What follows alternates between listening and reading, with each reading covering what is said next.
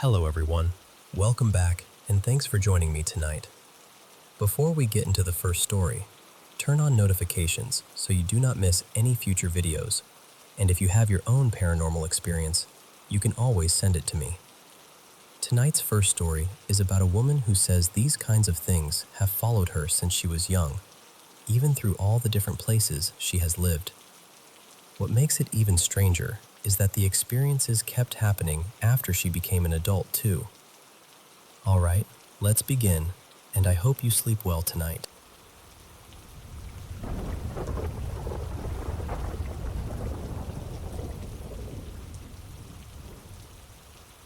You know, for as long as I can remember, strange things have followed me from place to place. I'm 37 now, and ever since I was a kid, no matter where I've lived, there's always been some kind of paranormal activity around me. My parents split up when I was young, and after that, we moved a lot. Every couple of years it seemed like we were packing up again. So I grew up in more houses than most people ever do, and somehow, that eerie feeling always came with me. Even after I moved to a different state about 10 years ago, the experiences never really stopped. It's not constant. It's not like every day is haunted or anything like that. But every so often, I'll hear voices when no one's there. I'll catch odd noises in the next room, or see someone out of the corner of my eye, only to turn and find nothing. Sometimes it's shadowy figures, just black shapes moving where they shouldn't be. I've seen objects shift on their own in plain sight. I've felt something brush against me when nobody was near. And more than once, I've had that heavy feeling of being watched, like I'm not alone even when I know I should be. There have even been unexplained bruises and scratches that I couldn't account for. One of the earliest things I remember happened at my grandma's house. My youngest uncle, Darren, is only about 8 years older than me, so growing up, we were more like cousins or siblings than anything else. We spent a lot of time at grandma's, and that old house had history. I was told it had been built sometime in the 1940s, and over the years, different people had added rooms onto it, so it had this pieced-together feel, like it had grown in strange directions. My uncle's room had this closet with old wooden sliding doors, and for some reason, whenever those doors were left open, I could not stay in that room. I can't explain it in a logical way. I just felt it. The second I saw that closet open, I'd get this deep, uneasy feeling in my stomach, like something was wrong in there, like something bad might step out if I stayed too long. It only happened in that room, and only when those doors were open. Another time, when I was old enough to stay home by myself, we were living way out in the country.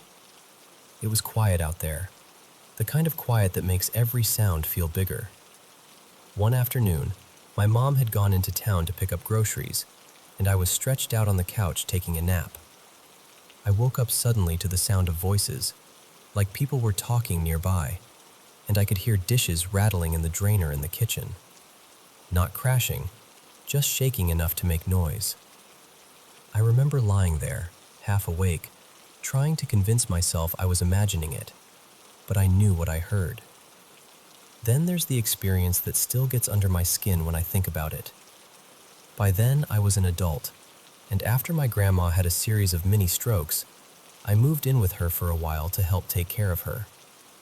One day, it was just the two of us in the house, and I wasn't feeling well, so I went to my room to lie down. I was turned toward the wall, just resting, and then I heard what sounded exactly like the front door opening and closing, like someone had come inside. A second later, I heard footsteps moving down the hallway. I always kept my bedroom door slightly cracked in case Grandma needed me, so I was listening, waiting to hear her call out. But the house had gone completely still. Then I heard my bedroom door slowly open a little more. It paused. Then it shut. And just a couple of seconds later, right beside my ear, like someone was leaning over me, I heard a loud voice yell, "Hey!" That's the part that stays with me. Not just the fear, but how real it always feels in the moment. I still don't really know why I've had these experiences my whole life. I've asked myself that more times than I can count. Most of the time, it doesn't truly bother me. It surprises me more than anything. It startles me, yes, but it's also become this strange thread running through my life, something I can't ignore because it keeps happening. I've always been drawn to the paranormal, maybe because of everything I've experienced. I'm genuinely interested in that world, in the questions around it, in the things we can't explain. But when I tell some people what I've seen or heard, they look at me like I've lost my mind. And honestly, maybe I've gotten used to that too. But when you've lived it, when you've heard something breathe close to you in an empty room, or felt a presence you can't explain, you know how hard it is to just brush it off.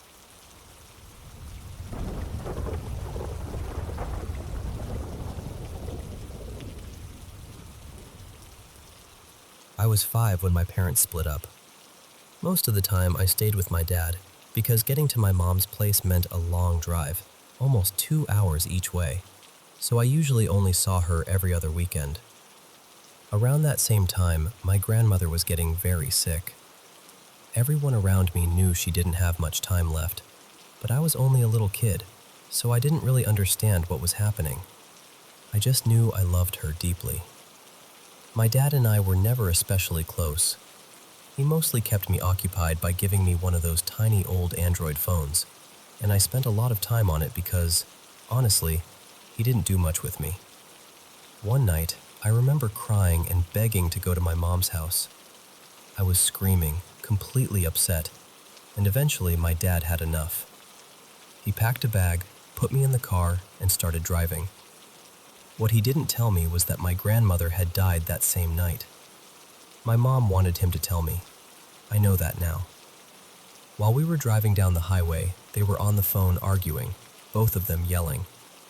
It got so heated that my dad pulled over to the side of the road because he didn't want to crash. He told me to stay in the car and said he'd be back in a minute. Then he got out and walked off into the dark. I remember just sitting there alone. It was around midnight and I could barely see anything. Across the highway there were distant lights, and on the other side of the car there were woods. I was crying hard, tugging at the door handle, the way any 5-year-old would be in that moment. And then I heard voices. Low, hushed voices. I looked up toward the trees, and that's when I saw it. There was something standing at the edge of the woods. A man, maybe, but impossibly tall. Not just tall in a normal way. I mean at least 7 feet, maybe more. I didn't feel panic exactly. I didn't feel calm either. I just froze and stared. Its legs seemed endless, and I couldn't make out a real face. Where its face should have been, there was only this blackness. Just a void. No features, no eyes, nothing. I don't know how long I looked at it. Then I heard the car door open. My dad got back in. I looked away for 1 second, and when I looked back, it was gone. Years later, I got really into horror stories, creepy internet stuff, all of that. Getting a phone so young meant I found things way too early. And once you know where to look, the internet will show you anything. But this didn't feel like imagination. For as long as I can remember, I've had this feeling that I'm never really alone. I've always felt drawn to the woods, too. When I was younger, I'd go there constantly, sometimes several times a day, and I'd stay out ridiculously late, sometimes until 1, 2, even 3 in the morning. And every now and then, just at the edge of my vision, I'd catch it again. That same thing. I tried telling friends, but no one took me seriously. Since I already liked horror, they just assumed I was making it up or freaking myself out. I stopped blaming them after a while. I get how it sounds. A lot of the homes I grew up in had dark histories too. Places where people had died. Places where terrible things had happened. So I got used to that heavy feeling in certain rooms, that sense that something might be lingering.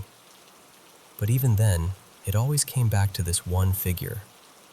It's hard to describe in a way that feels believable. It's so tall I have to tilt my head back just to imagine where its face should be. And still, I never actually see one. No matter the angle, no matter the distance, it's always just black. Empty blackness, so I gave up trying to explain it. It's never hurt me. That's the strange part. It doesn't attack. It doesn't chase. It just stands there, watching. And the older I get, the more often I see it, the closer it seems to be. I'm almost 19 now, and I still don't know what to make of it. I'm not exactly scared, but I'm not unaffected either.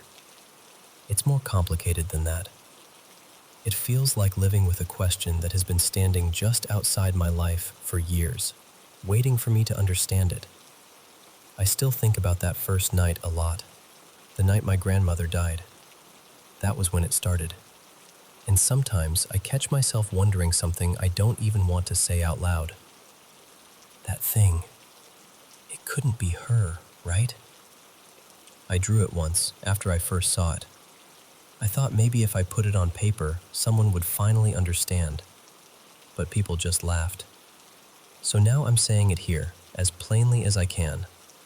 Has anyone else ever seen something like this? Has anyone else lived with something they can't explain? Something that never leaves, just waits? Because I still don't know what it is. And after all these years, I still haven't stopped looking.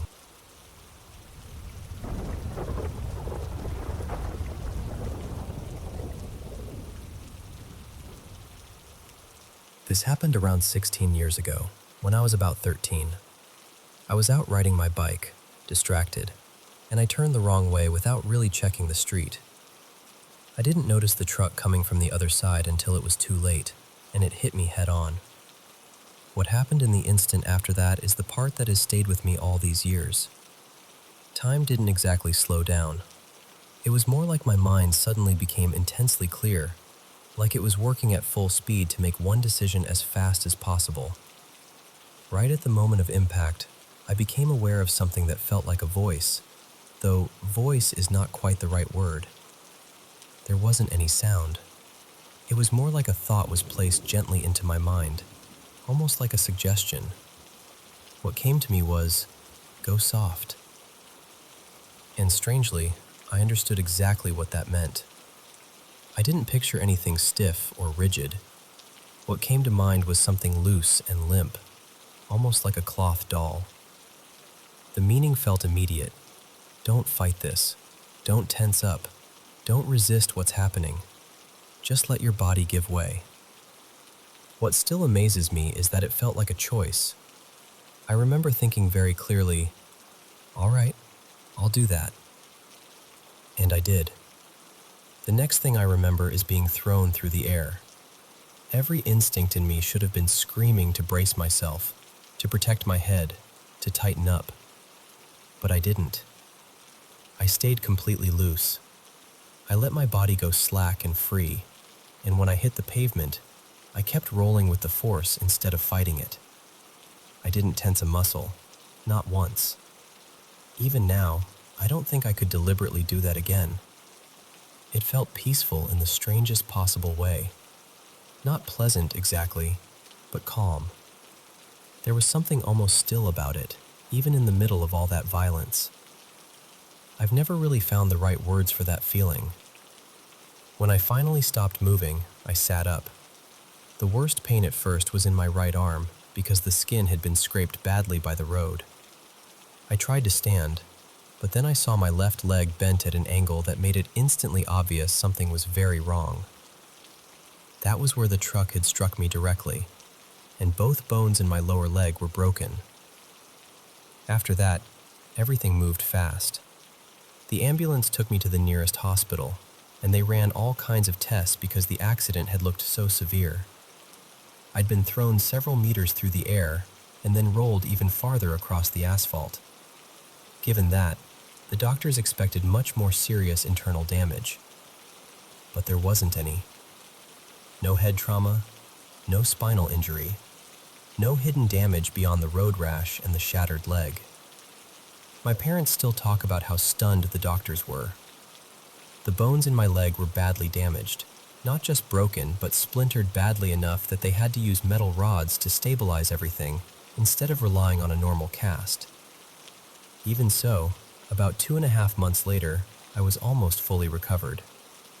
The only lasting reminders were the scars on my leg where the rods had been.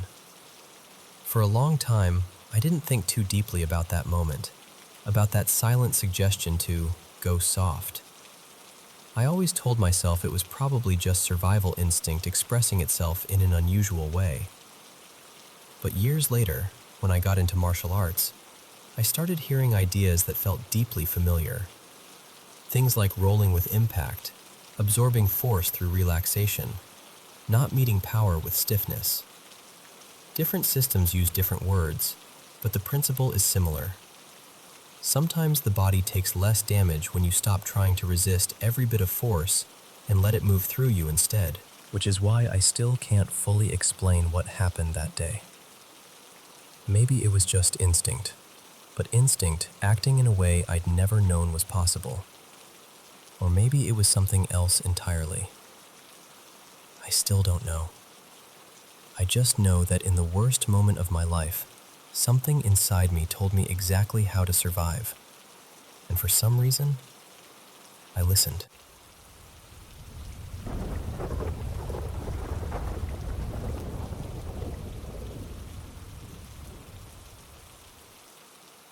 This happened about 9 years ago, back when I was still living at my parents' house. I was staying in a basement bedroom, and there were several nights when I had a hard time falling asleep because I kept hearing, "in my room." I could never make out the words, but I could tell it sounded like a young girl's voice. It scared me more than I wanted to admit. After a while, I started asking my sister Lena to sleep in my room with me some nights. I told her I'd been hearing things, but I kept the details to myself. I didn't mention the whispering or that it sounded like a little girl. I didn't want to frighten her, so I just said I was feeling uneasy about sleeping alone downstairs. Later that year, I left for college, and Lena ended up taking over that room. When I came home on break, she said something to me that stopped me cold. She looked at me and said, "I hear a little girl whispering sometimes. Was that the voice you heard too?" I hadn't told her that part, not once. A few months after that, she hosted a youth group gathering at our parents' house. There was one boy in the group who had apparently told people he believed something dark had been following him around. I don't know what everyone thought about that, but that was his story. After the gathering, he pulled Lena aside and asked her, "Why are there 2 little girls playing in your backyard?" He wanted to know if she knew anything about them. That summer, Lena and I were sharing the room again. One night, we were both lying in bed, each scrolling on our phones, when the whole room lit up for a split second. It looked exactly like a camera flash from the far side of the room, near the bedroom door. We both ignored it in the moment. I think each of us was hoping the other had somehow caused it by accident, and neither of us wanted to say out loud what we were both thinking. The next morning, we finally talked about it. The flash had come from high up near the ceiling by the door, but the door had been shut. There weren't any windows there, no outlets, nothing that could have explained it. The blinds on the other side of the room were closed, and it definitely wasn't headlights from outside. We'd seen car lights spill into that room before, and this was nothing like that. This was sharp, sudden, and bright, like a camera going off right in front of us. A few nights later, we brought it up again before bed. Then, while we were both awake on our phones, it happened a second time. The same flash, the same area of the room. Neither of us said a word. We just grabbed onto each other, pulled the blankets over our heads, and called our dad to come downstairs. He checked everything, but there was no explanation. After that, we finally told our parents the whole story, everything that had been going on. My mom asked a priest to come bless the house. On his way over, he told her he had a strong feeling that something was trying to keep him from coming that day. Hearing that only made everything feel more real. One detail that always stood out to us was that this bedroom had been part of a basement extension that had been dug out a few years earlier. What makes that part especially unsettling is that she had no idea about any of our experiences when it happened. She had never heard our stories, and we had never heard hers until much later.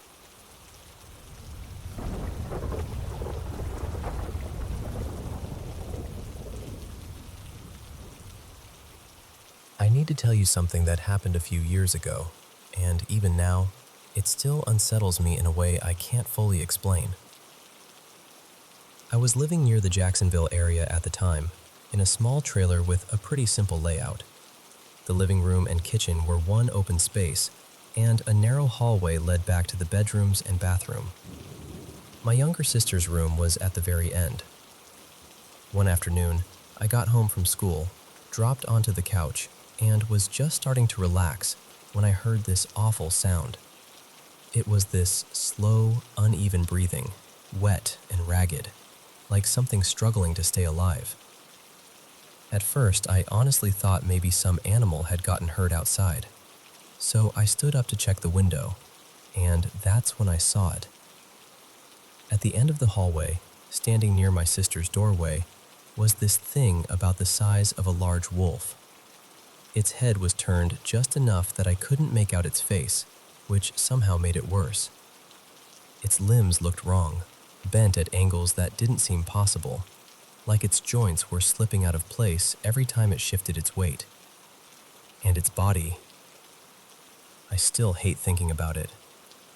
It looked raw, almost skinless, with slick yellowish patches across it, and I could see the muscles underneath twitching and pulling in different directions. It was making this chewing motion over and over, like it had something in its mouth. I froze. I had this sick feeling that it knew I was there, that it knew I was looking at it. I didn't go closer. I left the trailer and stayed away until more of my family got home. When we all went back inside later, there was nothing there. No tracks, no mess, no sign that anything had been in the house at all. I tried to tell myself I'd imagined it, but after that, the whole place changed. Over the next several days, little things started happening. Objects would fall or get knocked over for no clear reason. We'd hear noises in empty rooms. Our dogs would suddenly start growling or barking at corners, windows, or the hallway, like they were seeing something none of us could see. Most of it was easy to brush off one piece at a time, but together it felt wrong. Then one night, about a week later, my sister started crying from her room. We ran in, and she was terrified. She said something under her bed had grabbed at her feet and started biting them. She kept saying it was big, not a rat or anything small. We tore the room apart looking. Under the bed, in the closet, behind furniture, everywhere. Nothing. The week after that, things got worse for me personally. At night, I started feeling watched, especially from my bedroom window. Then came the tapping. Soft at first, then whispering, or at least something that sounded close enough to whispering that it made my skin crawl. I would lie there completely still, trying not to react, hoping whatever it was would move on. One night, I heard footsteps outside, right next to my room, moving slowly along the side of the trailer toward the back. Then I heard this scraping sound, like a fingernail or claw dragging across the outside wall. I got up and started toward my parents' room to wake my dad and have him grab his shotgun. Before I could get there, 3 heavy bangs slammed against the front door. Not knocks, bangs. Loud enough that I really thought the door might split open. My dad checked outside with the shotgun, but there was nothing there. When I went back to my room, I looked toward the window, and there it was again. Then, sometime the following week, I woke up in the middle of the night to what sounded like people screaming. It felt completely real, except somehow it was only inside my head. That's the only way I know how to explain it. I was exhausted and confused, and eventually I fell back asleep. The next morning, I woke with this sharp pain in my foot. When I pulled the blanket back, I found bite marks. They were narrower than a person's bite, but the pattern was disturbingly similar. The skin around them was red and bruised, like something had clamped down hard. I still don't know what I saw. I've looked into animals, folklore, regional stories, all of it.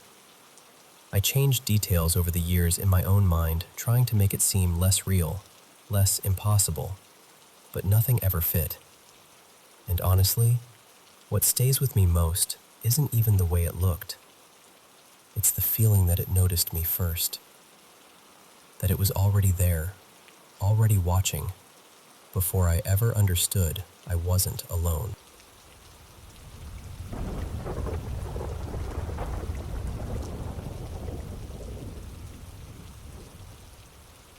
I was pretty young when this happened, and to this day, I still cannot say for certain what it was. I think it was probably sleep paralysis, but even now, remembering it gives me chills. It was very early in the morning, somewhere around 5 a.m. Back then, I had this phase where I would wake up before sunrise to study. My parents had already gone out for their usual morning walk, and I was alone at home. I remember being unusually tired that day, and at some point in between studying, I must have drifted off without realizing it. Then, after who knows how long, I became aware of this strange feeling in my body. My arms and legs felt icy and numb, like all the strength had drained out of them. I wanted to move, I really did, but I could not. I remember struggling against it, trying to shift myself on the bed, and the only thing I could manage was dragging or rolling myself a little farther toward the middle. Across from my bed was the door that led out to the balcony. It was shut, and right beside that door, I saw something. Most of the details are gone now, blurred out by time, but a few things stayed with me. I remember its skin looking dark blue, almost unnatural, and I remember the way it was looking down at me. That stare is the part I never forgot. I do not know how long it lasted. It could have been seconds, maybe longer. But eventually, I felt the strength return to my body, and when I fully woke up, I realized I really had moved from where I first fell asleep. I had ended up in the center of the bed, exactly the way I had felt myself moving during that half-dream, half-paralyzed state. Nothing like that ever happened to me again. No other strange experience in that house. Nothing I could point to and call paranormal. But the reason this stayed with me is because, years before my experience, my mother had her own unsettling story about that same balcony door. She told me that one night she had a dream, or at least that is what she called it. She always made a point of locking the balcony door before going to bed. But in that dream, somehow the door was open, and something came into the room. She described it as completely black, shapeless, and unfamiliar, and she remembered a cold gust of air coming in with it. The detail that really got to me was this. The floor had newspapers scattered all over it that night because I had been working on something earlier. In her dream, she could hear the exact crisp, crinkling sound of footsteps pressing down on the papers, as whatever it was moved through the room. That experience was hers alone, and I never got many more details out of her. She does not like talking about these things at all. She is the kind of person who believes there are things we do not understand, but absolutely hates discussing them. Even when I was growing up, she would warn me not to stand out on the balcony too late at night, especially after dark, because it was outside, and to her that meant something. What unsettles me is not just my own experience, or hers by itself. It is the fact that both of us, completely separately, connected something strange to that exact same balcony door. And I never told her what happened to me. I knew she would shut the conversation down immediately. She always preferred to say, "There are no ghosts," even while clearly wanting certain things left alone. That was the attitude she raised me with too, so I mostly kept quiet. So maybe all of this really was coincidence. Maybe her experience was just a dream. Maybe mine was just sleep paralysis and a frightened mind filling in the blanks. That is what I still choose to believe. But even so, there is something deeply unnerving about the fact that years apart, both of us imagined, dreamed, or saw something coming through the same door.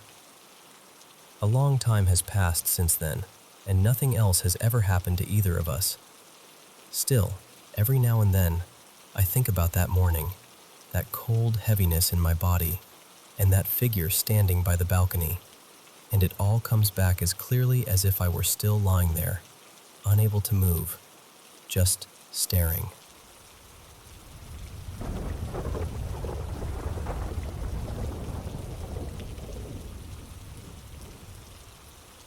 I've been dealing with sleep paralysis for close to 20 years now, and it still unsettles me every time. It usually happens maybe once or twice a month, sometimes more if I'm stressed or not sleeping well. Most of the time, it's the same pattern. I wake up just enough to realize I'm stuck. I can't move, I can barely breathe right, and I know exactly what's happening even though I'm still trapped in that half-asleep state. Usually, I don't see anything strange. For me, it's mostly just the physical feeling of being frozen. Over time, I kind of taught myself how to break out of it. I focus all my energy on trying to move the smallest part of my body, like a finger, my foot, whatever I can manage, and if I keep at it long enough, I can finally snap myself awake. But this time was different, and honestly, that's why I'm telling you about it. A couple hours ago, I had fallen asleep on my couch after watching a movie. My couch sits almost in the middle of my apartment, so from there I can usually make out most of the place. The television and my little work desk are off to the right. The bedroom door is straight ahead, and the kitchen and front door are off to the left. When I slipped into sleep paralysis tonight, I became aware of it right away. But instead of darkness or that usual blank feeling, I could see everything. Not vaguely either. I mean, I could see my whole apartment clearly, almost too clearly, like my eyes were fully open. It was almost like I had this wide, sweeping view of the room, more than I should have been able to see from where I was lying. And then I heard something. It sounded like an old television program playing somewhere nearby, like dialogue from a late-night rerun. My first thought, and this makes no real sense now, was that my mom must have the TV on in her room behind me. But that's impossible. My mom, Marlene, lives across town, and behind me was just the wall of my apartment. There was no room back there, no sound source, nothing. Eventually, I managed to pull myself out of it. I did the usual thing, tried to move, fought through that heavy frozen feeling, and finally woke all the way up. The second I did, the sound was gone. Completely gone. The apartment was quiet, and of course I was alone. I grabbed my phone and texted my mom, mostly because I was rattled and needed to tell someone. It was late, so I expected her to be asleep, but she answered almost immediately. She asked if I was okay because I never text that late at night. Then she told me she was still awake because she couldn't sleep either, and she'd been watching an old sitcom. So I called her. I told her what had just happened, and I could hear the shift in her voice when she realized I wasn't joking. Then she said, "Wait, were the voices kind of like this?" And she held up the TV so I could hear part of the show she had on. It was exactly what I heard. Not kind of similar, not close. It was the exact same dialogue, word for word. I just froze. My whole body got that prickly, hair-standing-up feeling the second I heard it. And then, as if that wasn't strange enough, I started getting acid reflux during the call, completely out of nowhere. I haven't dealt with heartburn in years. I quit drinking about 2 years ago, and since then it's basically disappeared. But in the middle of talking to her, I suddenly felt that familiar burning rise up in my chest. Then my mom said, almost casually, that she was sorry for the noise in the background because she was digging through a drawer looking for antacids. She told me she'd started having really bad heartburn just before I called. I'm wide awake now, and honestly, I can't stop replaying it in my head.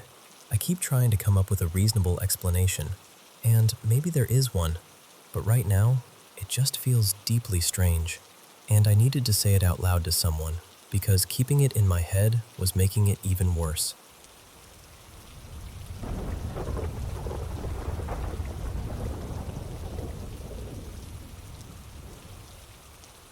I spent about a decade on active duty in the US Army, and my final posting was at this base that had been around for well over a century.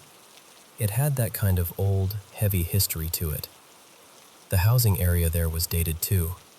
Most of the homes had originally gone up in the 1950s, and even though ours had been renovated, it still carried that old house feeling. At the time, my daughter Ellie was about 5, full of energy, always keeping us on our toes. I was working as a military police officer, mostly on night shift, so my schedule was upside down compared to everyone else's. This happened sometime in the dead of winter, probably late January, maybe early February. I just remember how bitterly cold it was. We also had 2 German shepherds, and they were very protective. Whenever I was at work, they'd sleep in the master bedroom with my wife. One morning, I got home a little after 6. I pulled into the driveway and immediately saw something that stopped me cold. Both garage doors were open. The front door was standing wide open too. Even the door from the garage into the house was open. That alone made no sense. We only really used the garage for storage, and I never came in that way. So I went inside, and the whole house was freezing. I mean freezing. But what really threw me was the dogs. Both shepherds were just sitting calmly in the living room. These dogs were not especially well trained, and if a door was open, they usually took that as an engraved invitation to bolt outside. But that morning, they were just sitting there, quiet, almost like they didn't even register that every exit in the place was standing open. I woke my wife and asked her why all the doors were open. She looked completely stunned and said she hadn't touched them. We checked the doorbell camera later, and it showed both garage doors opening at around 2:20 in the morning, at the exact same time. Not one after the other, together. And to make it stranger, the back door had also been left wide open. At the time, I brushed it off. I really did. I told myself there had to be some explanation, even if I couldn't come up with one. Then about a month later, something happened that changed everything. My wife and I were sitting up late one night in the kitchen area, which opened into what we'd turned into a second little living space with a couch and TV. My daughter's room was down a long hallway across from the kitchen, not directly visible from where we were sitting. It was around 11:30 at night, and we were just watching TV, winding down. Then one of the German shepherds stood up and walked toward the hallway. She started growling. Not barking, not restless, just that low, serious growl dogs make when they're focused on something. I got up and looked down the hall, but I didn't see anything. I told the dog to settle down and came back to sit with my wife. A moment later, we both heard it. It sounded exactly like our daughter laughing and running up and down that hallway. She had school the next morning, so I got annoyed more than anything. I stood up and called out, "Ellie, go back to bed." But the laughing didn't stop. It got closer. That's when the irritation dropped right out of me. I went into the hallway, expecting to catch her sneaking around, but there was no one there. So I opened her bedroom door, and she was in bed flat on her back, completely asleep. Dead asleep. I touched her arm and told her it wasn't funny, that she needed to stay in bed, but she didn't even stir properly. She was out. After that, things in the house started feeling worse. The dogs would growl at dark rooms, at corners, at spaces where there was nothing there. Certain rooms would turn so cold you could actually see your breath. Sometimes these awful smells would show up out of nowhere and then disappear just as fast. Eventually, we put in a request with base housing to move. It took some pushing, but after enough complaints, we were approved for another house. Later, after we were out of there, I did a little asking around. I found out we weren't the first family in that area to report strange things happening, and the family who'd lived in that house before us had moved out after only about a month. I didn't learn that until after we were already gone. I never felt like whatever was there wanted to harm us. That wasn't the feeling. It was more like we weren't alone in that house. Like something else had been there long before us, and for whatever reason, it was still there.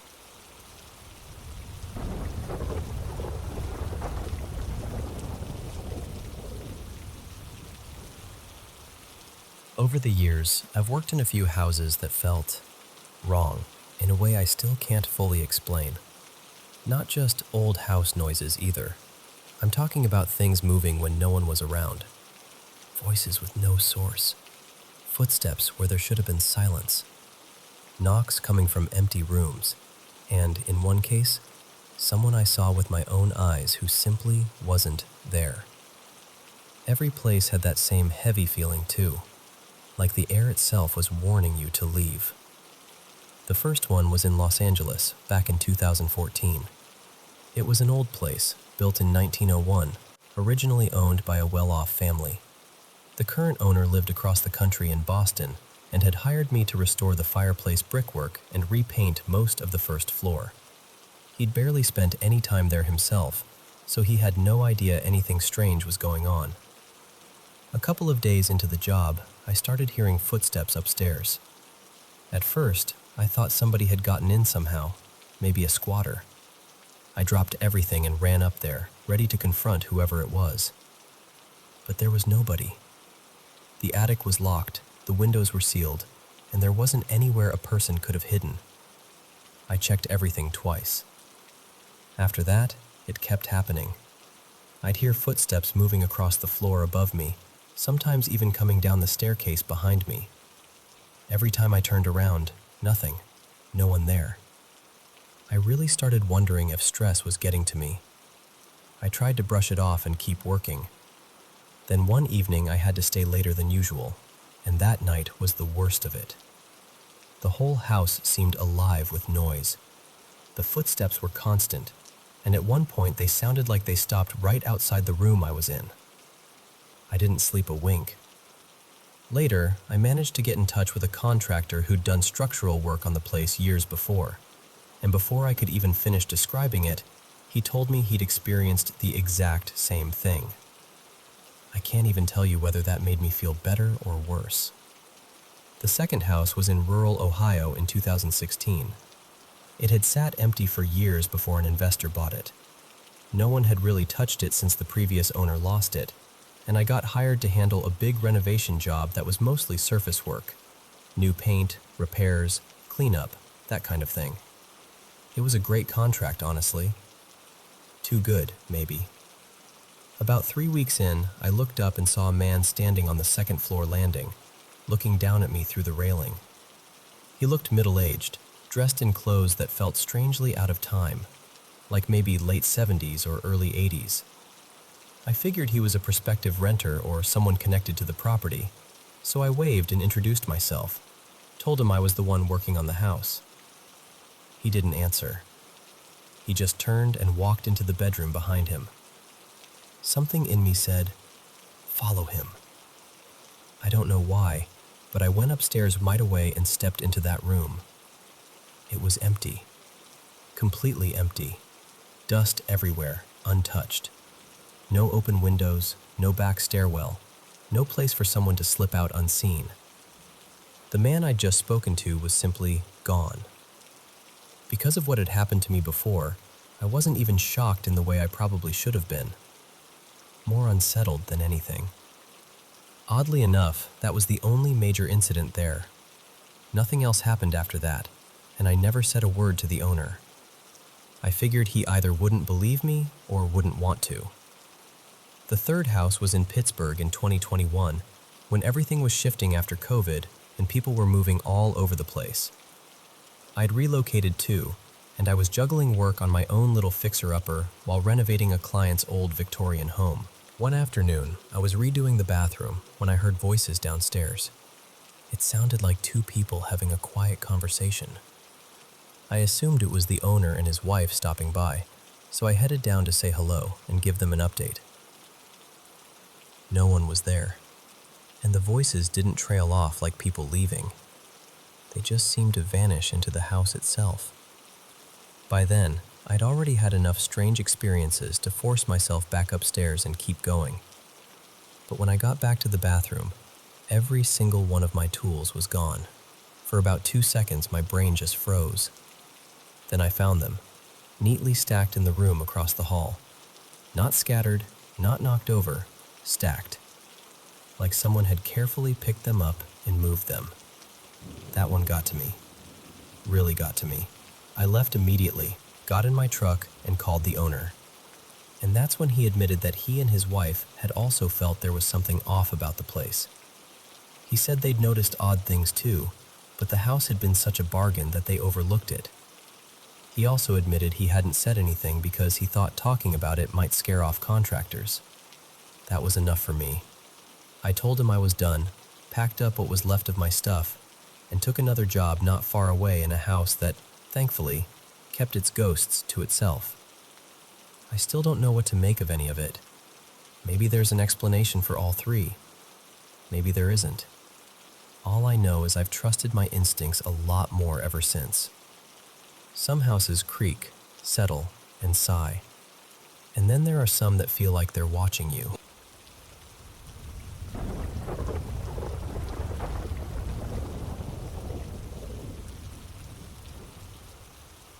I still do not really know how to talk about this without sounding completely unhinged, but I am going to try. A couple of nights ago, I went to New Orleans to meet up with some friends for St. Patrick's Day. I should say right up front, I have never been the kind of person who believes in the supernatural. No ghosts, no demons, none of it. At least, that was true before that night. I was out with friends. I will call them Dean, Jennifer, and their friend Mason. We started at a smaller parade in the French Quarter, and after that we drifted through a few bars. The last place we ended up was this little bar that felt strangely quiet for a holiday night. It was barely after midnight. St. Patrick's Day was still in full swing, and yet the place was almost empty except for us and one other table. At first, I just thought it was odd. Then the whole atmosphere started to feel off. Not dramatic at first, just wrong in a way I could not explain. I noticed this tall man in flashy gold boots come through the door. He walked in, made this slow loop around the room, and left. Then a minute later, he did the exact same thing again. Same path, same pace, same everything. The third time, he came in with a few other people, and they lined up near the wall and started moving together. I guess you could call it dancing, but it did not feel natural. It was too synchronized and too empty at the same time, like people trying to imitate being alive and almost getting it right. That was when the fear really started creeping in. I told my friends something felt wrong, but they brushed it off. They thought I was just tired or overwhelmed. Then I saw a guy come in carrying a pizza box and sit down at the bar. A little later, I saw him do it again, and again. And I do not mean someone who looked like him. I mean the same man, the same box, the same motion, like the room had hit some kind of loop and was replaying the scene over and over. At first, I tried to explain it away. I thought maybe I was missing something. Maybe people were messing around. Maybe I had too much to drink. But there was no variation. None. It felt like watching a moment get rewound and dropped back in place.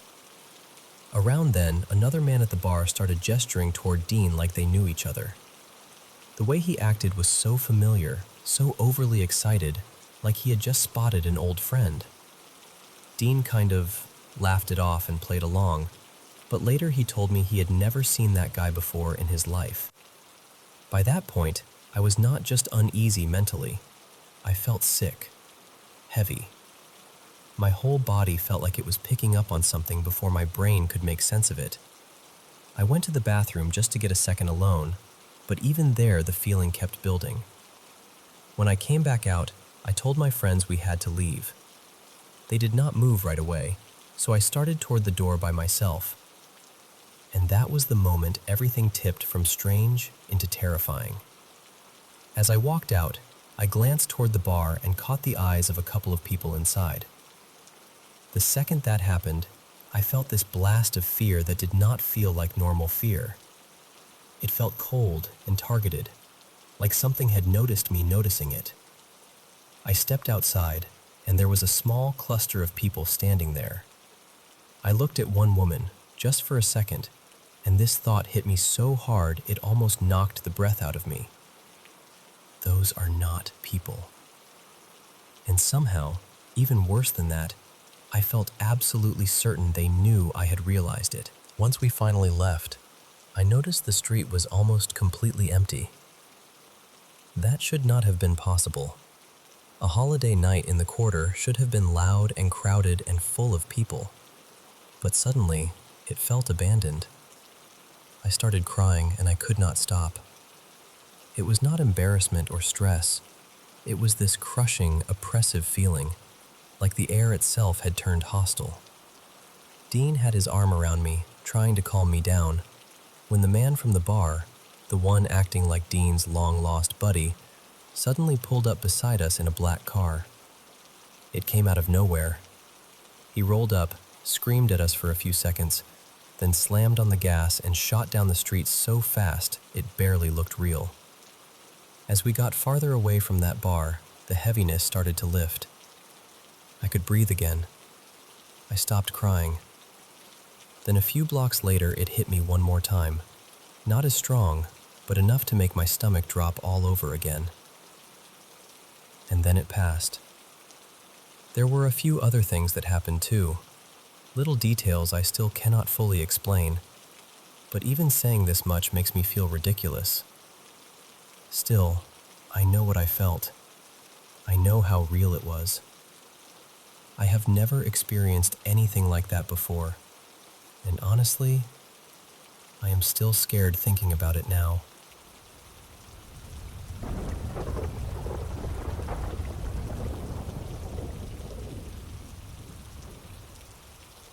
Hey, I've been meaning to tell this story because even though it happened a long time ago, it still sticks with me in this really unsettling way.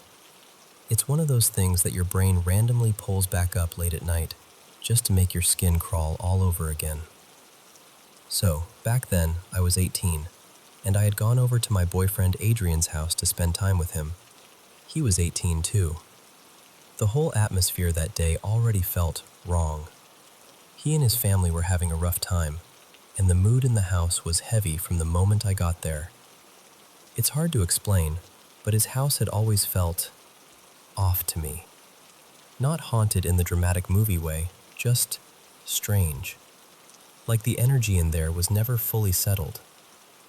Later that night, after I got home, I called him to check in and see how he was doing because I knew things had been with his family. We talked for a bit, and after a while he got sleepy. He asked if we could stay on the call while falling asleep because it made him feel better, and, of course, I said yes. We were on Messenger on my laptop, and I had a YouTube video playing quietly in the background to help me fall asleep too. I was also on my phone, half playing a game, half trying to wind down. Everything felt normal for a few minutes. Then, I suddenly heard a girl's voice say, very clearly, "Hello?"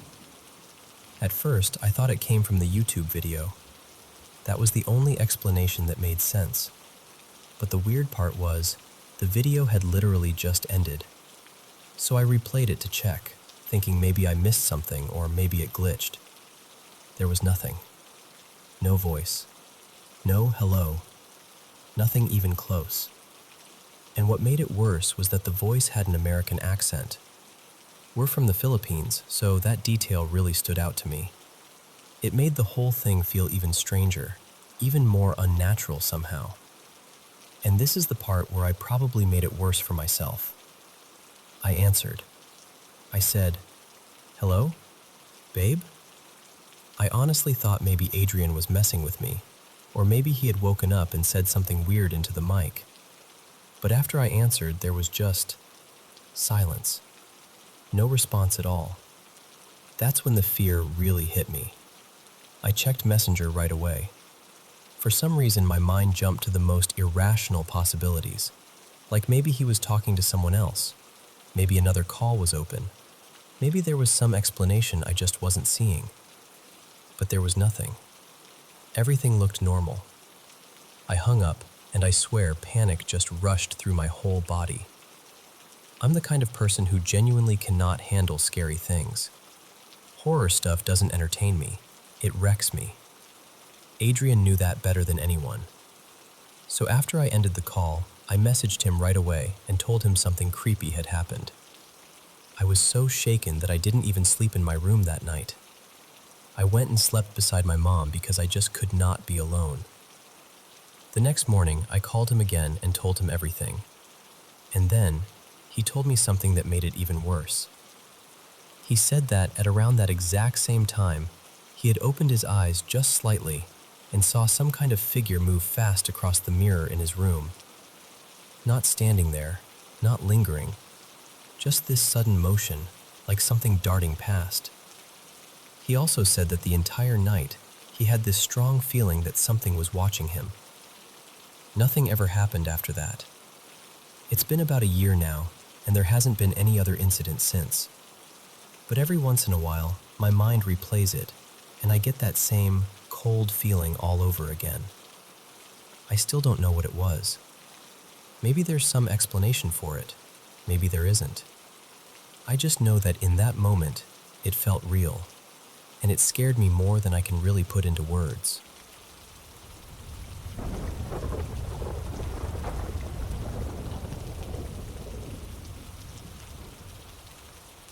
I need to tell you about something that happened last night, because honestly, I still can't make sense of it. I went to bed a little after midnight, but I wasn't tired at all, so I just stayed up scrolling on my phone and half watching a show. It must have been around 1:45, maybe closer to 2, when the power suddenly cut out.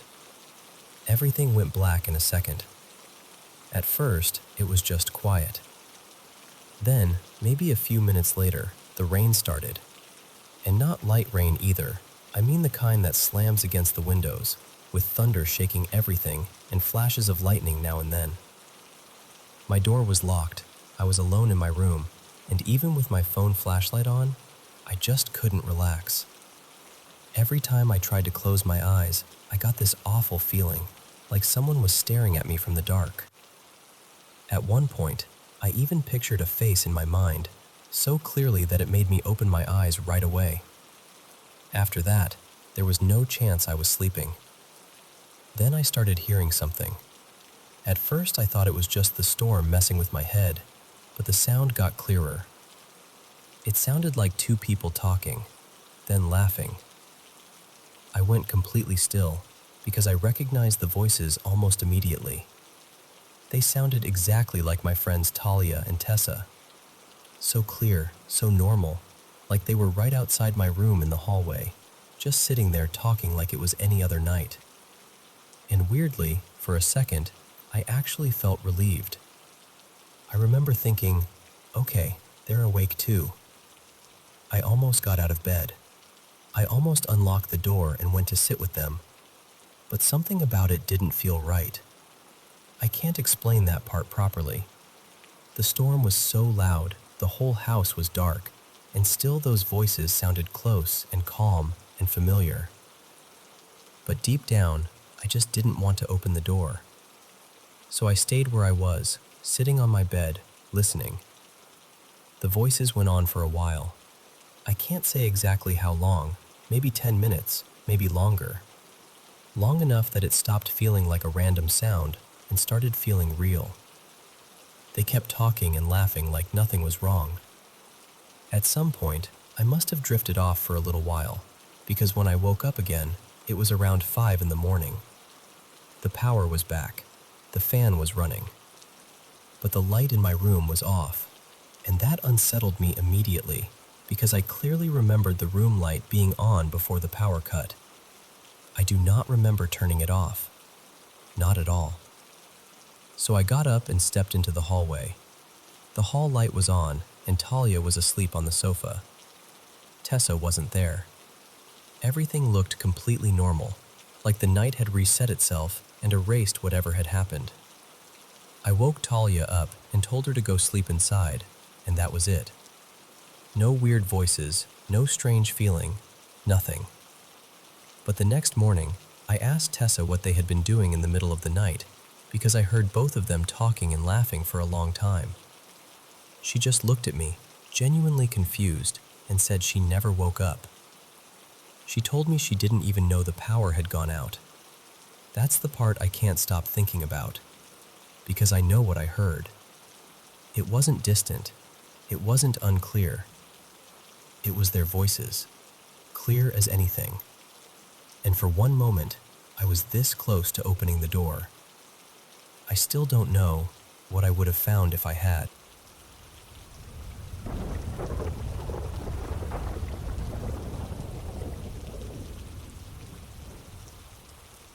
I was 18 when I was drafted and sent to stay in military housing. I live in a country that still carries the bruises of an old dictatorship, and from the moment I arrived, that place felt like one of those bruises had been left open. The building was crumbling, damp, half-rotten, and so cold it felt personal. It looked like nothing inside had changed since the 1950s. Sleeping there was almost impossible. Time felt wrong in that building. You could lie down convinced you'd slept for hours, then check the clock and realize only 20 minutes had passed. None of us rested properly. There were sounds everywhere. Footsteps, knocks, murmurs, things that would wake you up and then vanish the second you tried to make sense of them. On my first day, we were walking in line in broad daylight when I felt my hand jerk backward, like someone had grabbed me. I turned around, annoyed, thinking somebody was messing with me. But I was at the very end of the line. There was no one behind me. No one close enough to touch me at all. The fear in that place didn't arrive all at once. It built itself slowly, then all at once, it was everywhere. In the first few nights, panic started spreading through the barracks. A couple of the others were terrified, truly terrified, saying they'd seen a man in some kind of mask. One of them swore he heard voices in another soldier's room, people talking about taking one of us away and torturing us. When they checked the room, it was empty. At first, I thought it was just stress, a joke, nerves, anything but real. But the fear became too serious to laugh off. Some of the guys set up little noise traps over the doors so they'd know if anything came in during the night. Nobody really slept. The cold was brutal. It didn't matter how many blankets you pulled over yourself. It never seemed to touch it. Then another endless night passed, and the next day everything somehow got worse. A friend of mine, Mateo, had the key to my locker for a while, and suddenly it was gone. Just gone. The whole day turned into this frantic, miserable search. We had to get that locker open, and the pressure in the room felt unbearable. While we were looking, someone found an old, rusted dagger. I still don't know how to explain that. It shouldn't have been there. It made no sense. We handed it over to the sergeants, and they gave us a lecture, accused us of bringing it in, but nothing more came of it. In the end, we had no choice but to force the locker open. And there it was. The key was inside. Inside the locker we had been trying to open the whole time, after we had all sworn it had been with us before. After that, I started falling apart. My arms and legs ached constantly. I barely slept. I had vivid dreams that clung to me long after I woke up. I started getting intrusive thoughts, dark ones, the kind I had never had in my life before. It didn't feel like myself. It felt like the whole place was soaked in dread, and some of it was getting into me. I tried to stay strong, but I got to the point where I could barely eat. My teeth hurt. My eyes watered for no reason. Food made me nauseous. Every training exercise seemed to wear my body down further, and nothing helped. Not the medicine, not the shots, not the rest I wasn't really getting. Then came the last night. I turned away and froze. I was trying not to bolt, trying not to make noise, trying not to alert the guards or wake anyone else. I kept telling myself it had to be sleep paralysis, exhaustion, stress, anything that would explain it. Anything except what it felt like. But it kept happening. He drifted backward slowly, and then I sensed more of them. Shapes gathering behind the bunk beds, leaning in as if they were watching me. Little by little, they moved toward the wall, and then they were gone, dissolving into that black, rotten-looking haze. The next morning, I was sent home. My legs were injured badly enough that I couldn't continue training. What happened after that is the part that still stays with me the most. While I was recovering at home, I started searching out of curiosity, trying to find out whether anyone had ever died in that housing complex. I found a record of one case. During the dictatorship, sometime in the 1960s, a mayor from another city had been imprisoned there, tortured, and found dead with steel wire around his neck, tied to a wall valve. Then I kept scrolling, and I saw the crime scene photo. It was the same face. The exact same face I had seen that night. The same sadness, the same expression. I couldn't get it out of my head for days. But after a while, I stopped thinking of it as something that had come to threaten me. I started thinking maybe it had come to warn me. Like whatever remained there wasn't trying to harm me, but to show me what that place had been and what it still carried. My friend Mateo stayed longer and finished that part of his service. He didn't come out of it untouched. It left marks on him that had nothing to do with bruises or uniforms. He struggled with alcohol afterward. He saw awful things there, people trying to hurt themselves, people unraveling, nights filled with torment, and that same presence moving through the bunk room. So no, this isn't a story with a neat ending. It isn't the kind where everything gets explained and everyone walks away whole. What happened there felt bigger than one haunting. It felt like the violence of my country's past had soaked into the walls and stayed alive in some form, echoing through the people forced to sleep there. I still hope the souls tied to that place find peace one day. I hope the living do too. Because ever since then, I can't sleep in complete darkness, and Mateo can't either. And even now, sometimes it feels like those presences are still close, not always cruel, maybe not even evil, but restless in a way that time never healed. Their suffering outlived their bodies. And some nights, it still feels like it knows exactly where to find us.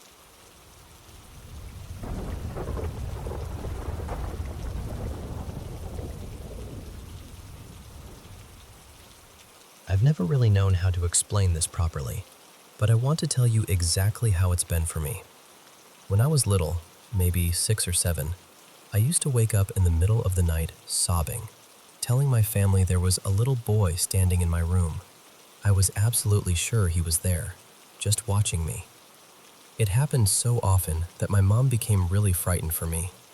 She had the house blessed, walked from room to room with holy water, burned sage, did everything she could think of to make whatever it was go away. But even after that, I still carried this awful feeling that I was being watched. As the years went on, we moved a few times. Some houses felt completely normal, but in others, that same feeling followed me. I'd hear quiet whispering now and then, catch shadows slipping past the corner of my eye, notice small things disappearing and then turning up in strange places. After a while, I almost taught myself to live with it. I stopped reacting. I told myself it was easier not to. Then, when I was about 13, things got worse again. At the time, my sister and I were sleeping in a converted shed at the back of the garden. It wasn't just somewhere we hung out, it was actually our bedroom. To get to the main house, we had to step outside and walk around, because there was no door connecting the two. The whole garden was fenced in, the gate stayed locked, and there were sensor lights outside. From the very first night, I felt uneasy. I remember lying there unable to settle, convinced someone was outside the window watching us. I kept hearing little sounds outside and checking the door over and over before I finally fell asleep. But the next morning, the door was standing open and the key was gone. Later, we found it in the far end of the garden, lying in the grass. That made no sense at all. My sister and I tried to laugh it off and come up with explanations, but honestly, none of them felt right. After that, strange things kept happening. The sensor lights would flick on and off for no reason. I'd hear whispers. The whole place felt wrong, like something was always just outside my view. Sometimes I got so unsettled that I'd go sleep inside the main house. One night, my sister was staying over at a friend's place, so I was alone out there. Earlier that evening, I'd left a plate on the counter. I was lying in bed, trying to drift off, when I suddenly got this crushing feeling that something was wrong. It felt like someone was standing just outside the window, staring in. I forced myself to look, but there was nobody there. Still, the feeling stayed. Then I heard the plate move. I turned and looked straight at it, and it was spinning on the counter like someone had just lifted it and dropped it. I didn't even think. I climbed out through the window, ran around the side of the house, and slept on the sofa inside. Even after that, it didn't stop. There were noises on the patio, footsteps outside, things shifting on their own. Eventually, we moved again, and for a while, everything went quiet. Later on, I lived in a few more places. Some were completely fine. In others, I still had the whispers, the shadows, things vanishing and turning up somewhere odd. But it never felt quite as intense as it had back then.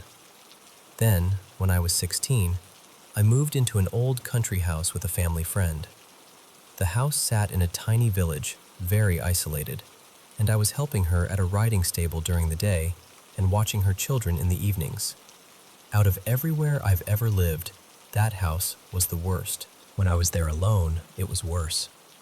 I'd hear a baby crying upstairs in an empty house. Other times it sounded like heavy footsteps or something huge being dragged across the floorboards. There was one bedroom where I kept hearing voices, a man and a woman, low and muffled, but I could never make out a single word. Things disappeared and came back. Decorations turned up in different rooms, and for some reason, I kept finding black feathers inside the house, in places no bird could possibly have reached, like the bathroom or closed bedrooms. Then one afternoon, I took a photo in the hallway mirror. The mirror faced a window behind me, so you could see the reflection of it in the picture. A few days later, I looked at the photo again and saw a little boy standing in that window behind me. He had fair hair, skin so pale it almost looked gray, bright red cheeks, and no eyes. The window was on the second floor. There was no possible way anyone could have been standing there.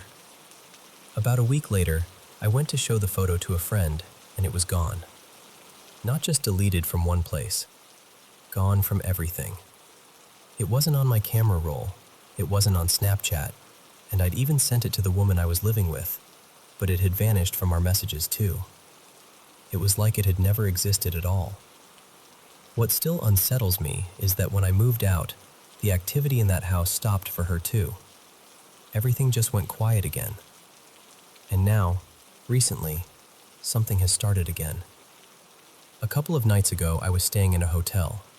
I had this incredibly vivid dream about an elderly woman I'd never seen before. We were sitting together talking quite calmly, and then I heard this rattling sound. She looked straight at me and said, very clearly, "Someone is trying to get into your room." I woke up instantly. The door handle was shaking. I got out of bed and went to the peephole, but the second I reached it, the noise stopped. There was nobody there. Since that night, the whispers have come back stronger than before. The shadows don't always stay at the edge of my vision now. Sometimes it feels like I see them properly. For most of my life, I learned to live with this. It stopped scaring me the way it used to. But this feels different, heavier, closer. And honestly, when I tell you all of this, I still don't know what I believe. Part of me wonders whether something has been with me since I was small. Part of me thinks there must be another explanation I just can't see yet. I only know that whatever this is, it's followed me for years.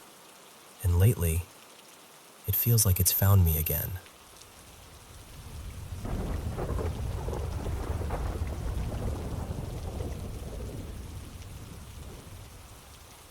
I've just come back from spending a week at this beautiful old country manor, and honestly, I still can't stop thinking about it.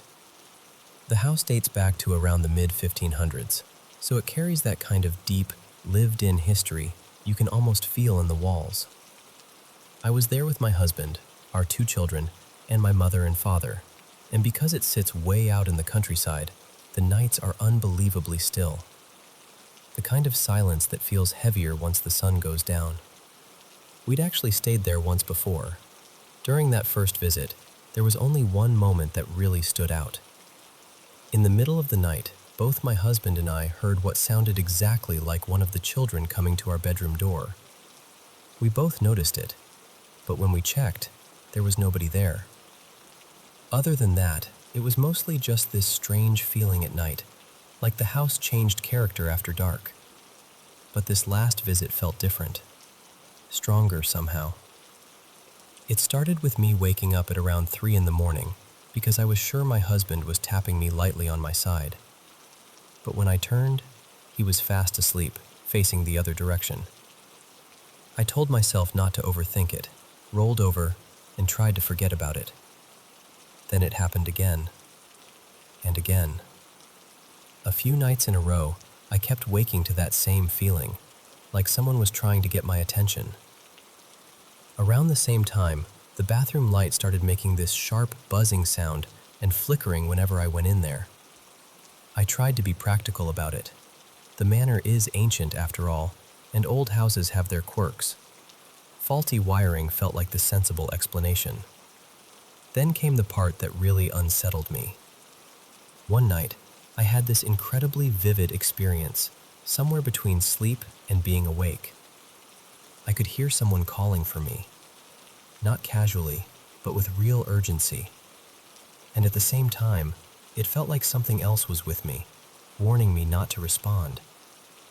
It was so strong, so clear, like I was being told, "Do not go, no matter what." Even though I desperately needed the bathroom, the feeling was almost commanding me to stay where I was and wait until morning. It left me shaken, but I kept it to myself. I didn't want to frighten the children or make the whole house uneasy. The next day, though, I was talking with my mom, and she told me that during the night she had heard someone calling, "Mom, Mom," as if a child needed her. She got up, checked on everyone, looked in on the children, and they were all asleep. She couldn't find anyone who'd made the sound. That was when I told her about what I'd experienced. And the moment we compared notes, it stopped feeling like imagination and started feeling like something we couldn't easily explain. Then, on the final night, I was lying near the edge of the bed, half asleep, with one shoulder slightly uncovered. And I felt it, very clearly. Something touched me and slowly traced a finger from my shoulder down along my arm. My husband was still asleep beside me, turned away. I didn't scream. I didn't move straight away. I just pulled myself further onto the bed, tucked myself in tightly, and lay there until sleep finally came back. I can't really explain any of it. Maybe there's a reason for every moment. Maybe there isn't. But I know what I felt, I know what I heard, and I know I've never experienced anything quite like that anywhere else.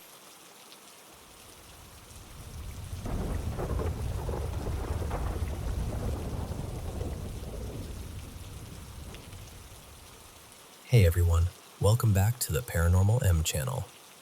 How's your day going? It's been really cold lately. Drop a comment and tell me where you're watching from. Thanks so much for sharing your paranormal experiences with me. Don't forget to subscribe and turn on notifications so you don't miss any new videos.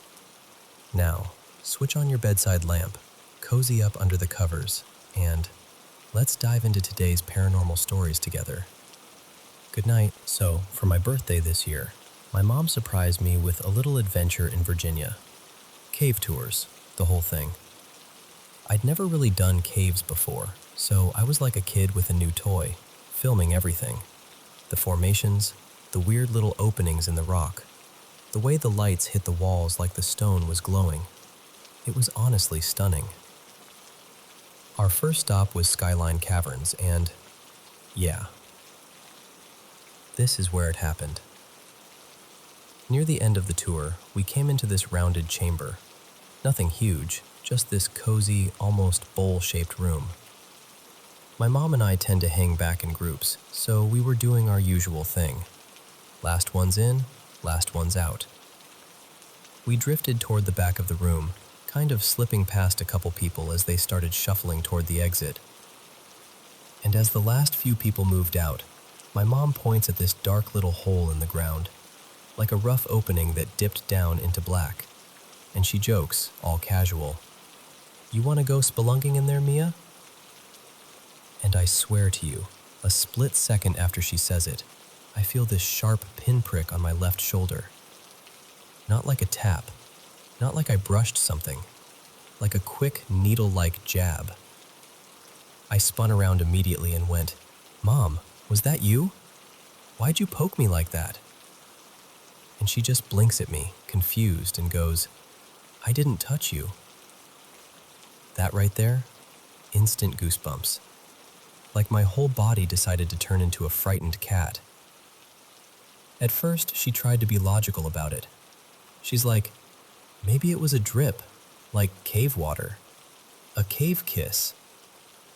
So I'm like, "Okay, fair." I asked her to touch the spot on my shoulder. It wasn't wet, nothing, just normal skin. And that made it worse. So I asked again, "Are you messing with me?" And she gets really serious, like mom serious, and says, "No, I'm not." And that's when I started doing that nervous little laugh, because I did not like being in a dark cave with my brain suddenly screaming, "Something is behind you." You know that feeling when it's dark and you can't see, but you feel watched anyway? Like the air has attention? That was me, in a cave, I'd been recording. And before I even say what's on it, I need you to understand. I'm a spiritual person, sure, but ghosts? That's a different category for me. I'm not out here begging for encounters. And when people tell ghost stories, I'm usually like, okay. I've watched a million spooky shows and still never truly believed any of it. But this made it personal. So I play back the clip, about 4 minutes or so, mostly because I wanted to see if you could hear the moment I asked my mom if it was her. I wasn't filming selfie style. I was filming the room and that creepy hole. And what I caught on audio made my stomach drop. About 6 seconds before my mom makes the spelunking joke, you can hear the last people shuffling out of the chamber. Their footsteps fade, and once the final person is fully out of frame, you hear, very clearly, right on my microphone, "It's you." Or, "It is you." Something like that. But it was audible, like it was meant to be heard. When I tell you my entire soul tried to exit through my feet, I replayed it over and over because my brain didn't want to accept it. And eventually my mom goes, "What is it? What are you hearing?" So I let her listen. And she heard it too. And then, because apparently that wasn't enough, right after I say, "Was that you?" there's this faint mumbling, like a whisper right into the mic. Not the tour group. They were gone from the room, and when they'd been talking earlier, they were loud and echoey like normal people in a cave. This was different.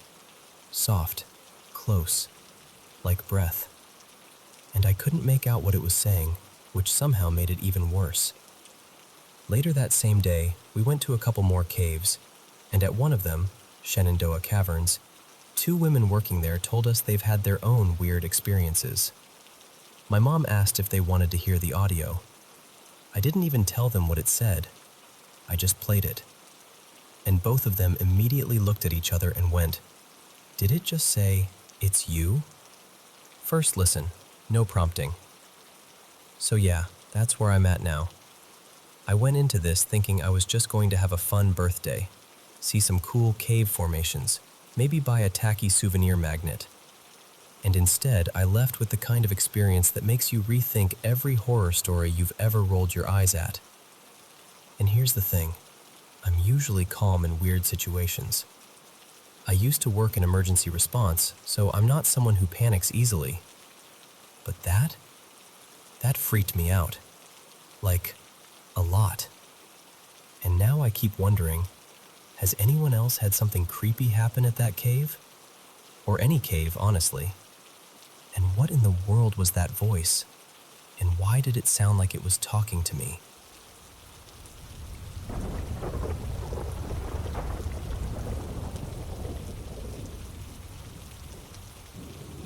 So, I want to tell you something I don't usually say out loud without my throat tightening. This comes from my own life. I'm not repeating a rumor or making up some spooky story for attention. I'm telling you what happened to me, what I did, and what it turned into. Back in 2017, my life was already falling apart. My marriage was turning to dust. My wife had left the apartment and started staying at her mother's place most nights. The silence in my home wasn't peaceful. It was suffocating. I was angry, lonely, embarrassed, and honestly, desperate. One night, scrolling online the way people do when they don't want to feel their own thoughts, I found a video with a title that still makes my stomach drop. Something like, "How to Summon a Djinn for Intimacy." I know how it sounds. Even saying it now, I feel ashamed. The video made it look simple. It said to draw certain old symbols, strange shapes, on your hands. Burn a specific kind of incense, oud, thick and expensive, the kind that clings to the walls. And then recite words under the open night sky. I didn't fully believe it. I think part of me expected a weird dream, a trick of the mind, something I could laugh off the next day. But that isn't what happened. That night, while I slept, I felt 3 hard strikes right against the back of my neck, like someone knocking on bone. I shot awake, heart racing, and I swear to you, I wasn't alone. There was a woman standing near me. Not a human woman, no. But she looked like one at first glance, and that's part of what made it worse. She was stunning, yes, but in a way that didn't feel safe to look at. Her hair was long and black like spilled ink. Her eyes, listen to me. Her eyes were so dark they didn't reflect light. It was like staring into something that swallowed light. And she spoke, calm like she'd been invited. "I am yours," she said. "I came only for intimacy." Later, she told me her name was Ramisa. Just a slight difference in the way she said it, like the name didn't belong in my language. And she told me, almost proudly, that she was the daughter of someone powerful among her kind. The first encounter, it didn't feel like anything I'd known. It was vivid, physical, impossible. And when it was over, I lay there shaking, like my body didn't know whether to breathe or scream. The video had warned about one thing. It said after it happens, you must dismiss her. Recite a word, a phrase, 3 times, and then say nothing else. No questions, no panic, no conversation. Just the dismissal and silence, so she leaves. But I didn't do it. I didn't follow that step. I was too shocked, too frightened. I spoke to her, asked who she was, begged her to stop. I don't even remember clearly. And she only repeated, like it was a rule carved into her, "I am yours." And then she vanished. At first, I told myself it was over, that it was a one-night insanity. But the next day, she came back. And that's when she told me the price. Her voice was sweet, almost patient, like she was explaining a contract. "Divorce your wife," she said. "Cut ties with everyone. Obey me, and I will make you wealthy." I refused. I refused the divorce, refused abandoning my family, refused letting my entire life be swallowed by something I didn't even understand. And that's when the punishment started. And then she did something else that broke me in a different way. She planted a fear of water inside me. Not a normal fear, a paralyzing one. I couldn't wash properly. I couldn't cleanse myself the way I used to. Even standing near running water made my chest tighten and my hands shake. Days would pass where I felt filthy and trapped in my own skin. My relationships with people collapsed. My life with humans, intimacy, normal closeness, ended. I became afraid to speak freely to anyone, afraid she would punish me for it. And people around me started suffering too. A friend of mine, Ilias, someone I cared about, died suddenly after she made these vague, smiling threats about those who stay close to you. I can't prove she did it. I know how that sounds. But the timing, the way it happened, it left me sick with guilt. Like my life had become poisonous to the people I loved. Neighbors started acting strange around me, whispering, avoiding eye contact, crossing the street when they saw me, like my presence carried something contagious. I started wearing headphones all the time, not just for music. It was to avoid conversation, to avoid being seen as too connected, too social, too alive. Because whenever I tried to feel normal, it was like she'd tighten the leash. She demanded things. Burn this incense on a schedule. Avoid crowds. Stay away from certain places. Don't let people into your life. She pushed my mind toward ugly, forbidden thoughts. Things I still can't say without feeling sick. And I fought her. I fought her hard, clinging to whatever faith I had left. But every week it felt like I had less strength. By 2019, my marriage didn't survive. The divorce happened, and I can't even explain how tangled it all became. It wasn't just my wife leaving. It was me becoming a ruin of a man. I wasn't safe to be around. I wasn't even safe to be inside myself. After that, I spent money like someone drowning. I searched online for more rituals, more protections, more ways to control what I'd unleashed. I bought talismans. I borrowed money for expensive oud. I chased one solution after another, and it only seemed to deepen her hold, like feeding a fire that never becomes satisfied. By 2021, I broke. I mean, truly broke. I had a mental collapse so severe I ended up without a place to stay for a short time, until a relative pulled me back from the edge. Doctors gave me antidepressants. They dulled me, yes, but they didn't remove her. The fear stayed sharp, awake behind the medication. And then her threats became the worst kind. She spoke about my family, my mother, my brother, even my son. "Disobey," she said, "and I'll destroy them." Imagine hearing that and still trying to live like a normal person. Imagine waking up every morning carrying that threat like a stone in your ribs. I tried to get help.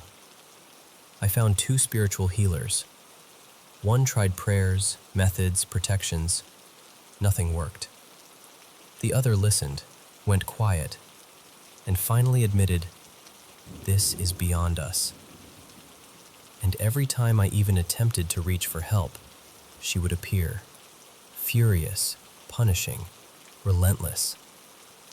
"Contact him," she'd hiss, "and I'll ruin you." She told me things about myself too, said I had certain qualities that attracted beings like her, that I was marked, that I'd belong to her until death. And what made it worse, some of her predictions came true. Small things, then bigger things. Just enough accuracy to keep my fear locked in place. Even talking about it, I still catch myself looking around, listening for a sound that isn't there. Because it feels like she's near. Sometimes I lower my voice without even noticing, like I'm afraid she'll hear me through the walls. And that's why I'm telling you this, straight, like someone begging you not to make the same mistake. Don't walk this path. Don't play with rituals you don't understand just because you're lonely or angry or curious. It's not a game. It's not a thrill. It's not a shortcut to comfort. It's a prison you build with your own hands. And then you spend years trying to figure out how to escape the door you opened.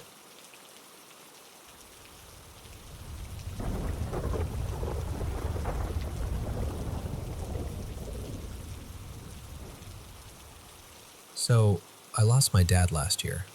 It was alcoholism in the end. Years and years of it catching up with him. He was 70 when he passed, and I still can't quite get my mind to stop circling back to certain memories. There's one weekend in particular I keep replaying. I was around 19, maybe 20, back when I was in college. I was driving home for the weekend, a long trip, like 4.5 hours. My mom and my stepdad lived at the end of that drive, but my dad, Don, lived pretty much right around the halfway point. On impulse, I decided I'd stop and see him on the way. I hadn't visited in months, and I felt guilty about that. So I called him while I was on the road. He sounded genuinely happy, like brighter than usual. He told me he'd cook something simple, said he was sober, said he'd been doing okay. I remember thinking, maybe this will be a good night. Maybe I'll get the version of him I miss. About an hour out, I called again, just to tell him I was close. When I got there, I walked in, and my stomach dropped. This was not the dad I expected to see.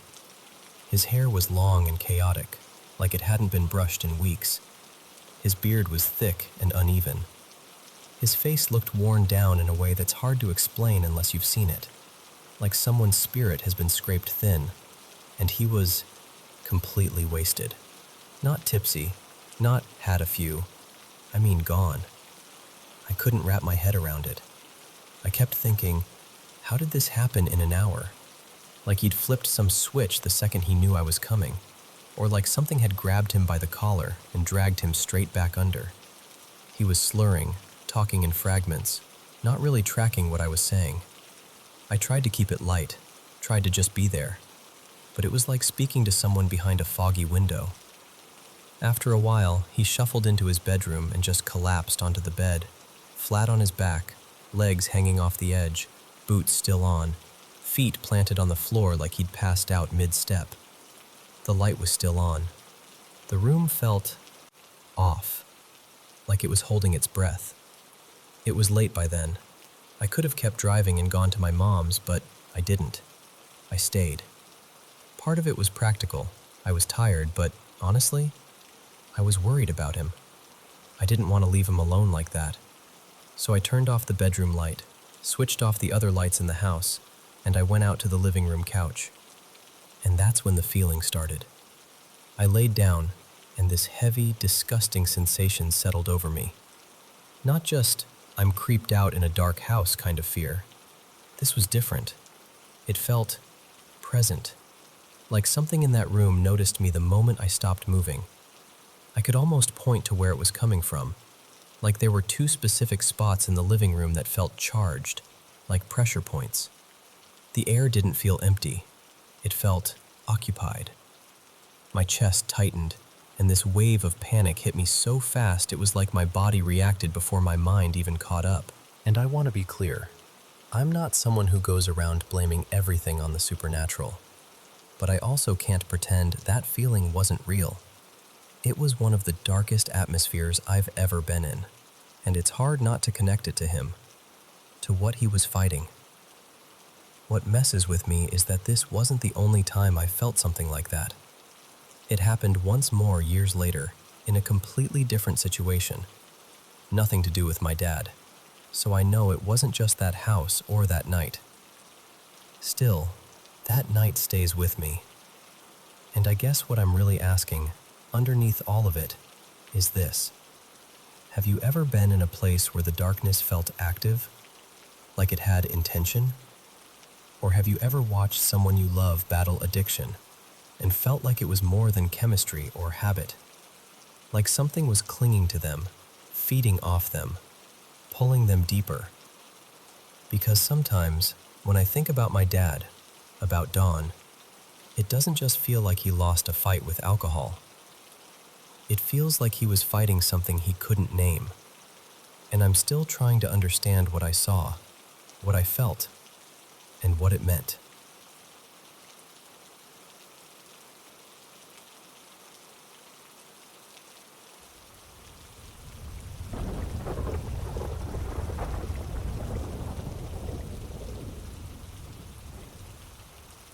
So, I have to start by saying this. I was never the ghost story person. Like, at all. I'm the kind of guy who hears a creak in an old building and immediately blames the plumbing. Rational. Boring, even. But that was before the Don Cesar. Before that room. And before the night I woke up with something hovering over me in the dark. So close I could have counted her eyelashes. Staring into my eyes like she'd been waiting for me specifically. You can believe me or not. I'm not here to argue anyone into it. I'm just telling you what happened. Because I honestly don't know how to carry it alone anymore. I was headed down to St. Pete Beach for a professional conference, and I'd registered late, like last minute. The hotel was booked solid. No rooms, nothing. So I figured, fine, I'll stay a few blocks away, drive in, deal with it. Then, about 2 days before I flew out, I got a call. A room opened up. At the Dawn. It felt like winning a tiny little lottery, right? I remember smiling like an idiot while I confirmed it, because the Don Cesar is that place. The pink castle on the beach. You don't just casually get a room there when it's full. So I arrive, check in, do the normal small talk with the front desk, and they hand me my key. The slip says 803. I actually laughed and said something like, 803? That's fancy. The clerk didn't laugh back. Not exactly. More like a quick, polite smile that didn't reach the eyes. I didn't notice how weird that was until later, because the Don Cesar is, 7 stories? I'm riding the elevator, and sure enough, the buttons stop at 7. So I step off on the top floor, rolling my suitcase behind me, and I start walking the hallway looking for 803. And there's no 803. There's no 800 anything.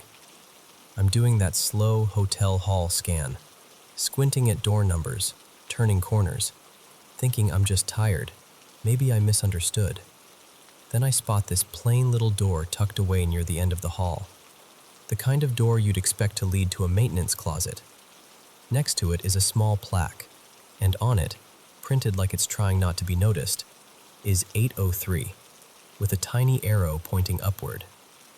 Upward. I open the door and there's a narrow stairwell, dimly lit, like it hasn't been used in a while. The steps creak. The air smells old. Not bad, just stale, like paper that's been stored too long. I haul my suitcase up, step by step, and at the top there's another door. A real hotel door, with 803 on it. My key works. And when I walk inside, no exaggeration, I just stop. It's not a little room. It's a suite. A big one. High ceilings, beautiful furniture, almost like it's been staged for a magazine. And then I see the best part. A private rooftop patio, open to the Gulf, the sky fading into that orange and purple sunset. It's quiet up there, secluded, like the whole world is a floor below you. I remember thinking, okay, this is insane. Lucky me. I had no idea what I'd just agreed to. That night, I did my usual routine. Shower, quick email check, set my alarm. Nothing felt wrong. No cold spots, no weird noises, no ominous anything. I fell asleep on my side like I always do. And then, sometime later, my eyes open. It's dark. The room is still. I'm on my back, arms straight at my sides, legs flat, like someone carefully positioned me. Not I'm sleepy, can't move. Not my arm fell asleep, can't move. I mean nothing responds. No fingers, no neck, no legs. It's like my body has been unplugged. I can breathe, but it's shallow, like my chest is afraid to expand too much. And in that awful moment, when you're trying to stay calm but panic is rising anyway, I notice the clock glow across the room. A little after 3 a.m. And then, because my eyes are the only thing I can control, I look up.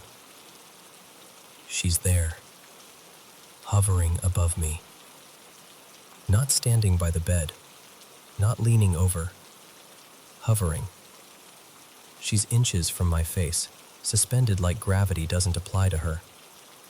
She's wearing a pale, flowing dress that moves like it's underwater. Her hair is dark and loose, drifting softly around her shoulders. Her skin is so light it almost reflects what little darkness there is. And her eyes lock onto mine and stay there. She isn't snarling. She isn't shrieking. There's no movie theater jump scare. I gasp. Air floods my lungs, and I roll, hard, off the bed. I hit the floor like a dropped suitcase. And in the instant I'm down there, blinking, shaking, bracing for something to grab my ankles, they're gone. No woman, no man, no movement in the curtains. Just an empty suite. Except it doesn't feel empty. It feels charged, like the air is buzzing, like the room is holding its breath. I scramble backward into a corner, and my hand lands on the nightstand. The only solid thing I can grab is a heavy water glass, and I clutch it like I'm about to fight off an intruder with hydration. My hands are shaking so badly the water sloshes, and I just sit there on the floor, staring at the patio doors, waiting for her to come back. She doesn't. But I don't sleep again, not even for a second. The next morning, I put on my conference clothes and walked downstairs like a person pretending to be normal. I gave my talk, smiled when people smiled, answered questions, did the whole professional thing. But my voice wasn't steady. My hands kept going cold. Because in the back of my mind, I was still upstairs in that suite, staring into those eyes. I'm not dramatic. I'm not easily spooked. I'm the guy who rolls his eyes at ghost tours. And I'm telling you, something happened in that room. Something real. I don't tell this story often because I know how it sounds. And honestly, I don't need anyone's approval of it. I just know what I saw. I know what I felt. And I know that whatever saved me, it wasn't bravery. It was love. Here's the part that still gets me. Room 803 exists, even though the building doesn't really have an 8th floor in the normal way. It's like a hidden little pocket above everything else. And I think she had a name. Not Lucinda, something close to that. Lucienne, maybe? That's what keeps surfacing in my mind when I replay it. And that man, I don't know, he didn't feel like her partner. He felt like a watcher, like someone stuck in the aftermath of her, still orbiting her, maybe trying to keep her contained, or maybe trying to keep people like me from being pulled in. I don't know what their story is. I only know that I walked into it by accident. So if you ever stay at the Don Cesar and you get that happy little call, Good news, a room opened up for you. Just do me a favor. Ask for the room number first. And if they say 803, maybe tell them you'll take your chances somewhere else.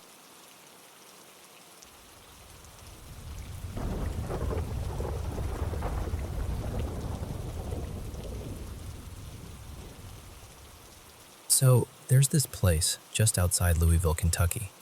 It's called Waverly Hills Sanatorium, and I'm telling you right now, locals don't really treat it like a tourist spot once the sun drops. They'll talk about it in the daytime, sure, but after dark, most of them won't even look up the hill. It started out in 1910, built as a hospital for people with tuberculosis. On paper, it sounds almost compassionate, like a place meant for healing. But the truth is, once the disease swept through and the beds filled up, it became less like a hospital and more like a waiting room for the end. And they did things there that still make my skin crawl to think about. There's this passageway they built, part tunnel, part chute, so they could move bodies out without dragging them past the living patients. People around town call it the death chute. Just picture that for a second. You're in a bed, lungs burning, staring through barred windows, and somewhere beneath you, the dead are being rolled away like it's just routine. Some rooms had bars on the windows, like the building didn't want anyone leaving, whether they were sick or not. And a lot of them never did. That's the part people say didn't end when the hospital closed. Because the stories, they don't sound like the usual old building creaks kind of stories. People who've gone in, people who swear they're not the jumpy type, talk about hearing coughing in hallways that are completely empty, like it's right behind you, but when you turn around, nothing. And sometimes it's not just sounds. A guy I met, his name was Marvin, and he was the kind of person who laughs at horror movies. He told me he felt a hand land on his shoulder in one of the upper corridors. Not a brush, not a draft, a hand. He spun around ready to snap at whoever did it, and he was alone, completely alone. Then there's this nurse people talk about. Not a nurse, like a vague shadow. They describe her like they've actually seen her. An old uniform, a calm glide down the hallway, the whole thing. They call her the woman in blue. And the messed up part is, people say if you try to follow her, she'll reach the end of the hall and just pass straight through the wall like it's mist. No footsteps, no door, just gone. And if that's not enough, there's a little girl too, supposedly on the second floor. White dress, small, quick footsteps, the sound of giggling echoing around corners. Which almost sounds harmless, right? Like a sad little leftover moment. But the way people describe it isn't harmless. They say she'll run, laugh, and then suddenly stop, like she knows you're there. And when she turns and looks at you, it isn't cute. It's the kind of stillness that makes your instincts scream, leave, now. And then there's room 502. Even people who love the paranormal stuff get weirdly quiet when that room comes up. They say the bed is still there, like no one ever finished whatever story ended in that space. And the lights flicker like somebody's playing with you. On, off, on, off. Not like faulty wiring, like a message. Step outside and you'd think you'd feel better, like fresh air would shake it off. But the gardens don't really let you breathe easy either. There are broken statues out there, and when the wind moves through them, some visitors swear they've heard their own names whispered. Not shouted, not imagined. Whispered, right at ear level, like the air leaned in close. Tour groups talk about mist too. This low, slow fog that creeps up the stairs like it's searching, like it's curious. It'll curl around people's ankles, drift between them, and then vanish the second someone tries to get a clear photo. But cameras catch other things. Doors that swing open when nobody touches them. Shadows that move in places that should be still. And sure, Some people shrug and say, drafts, old hinges, bad angles. It's always the people who've never been inside who say that. Ghost hunters love Waverly. They come in with their recorders and meters and all their gadgets, and they leave with audio they can't explain. Soft groans, footsteps, that weird dragging sound like someone pulling something heavy across a floor. And out back, there's this old caretaker's cottage. Empty now. Totally shut up. Except people swear that around dusk, a lamp inside will flicker on. Just one steady glow behind the glass, like someone's waiting for company that never arrives. Every Halloween, they do tours, haunted ones, and they sell out fast. People go in laughing and trying to act tough, and they come out changed. Some are shaking, some are pale.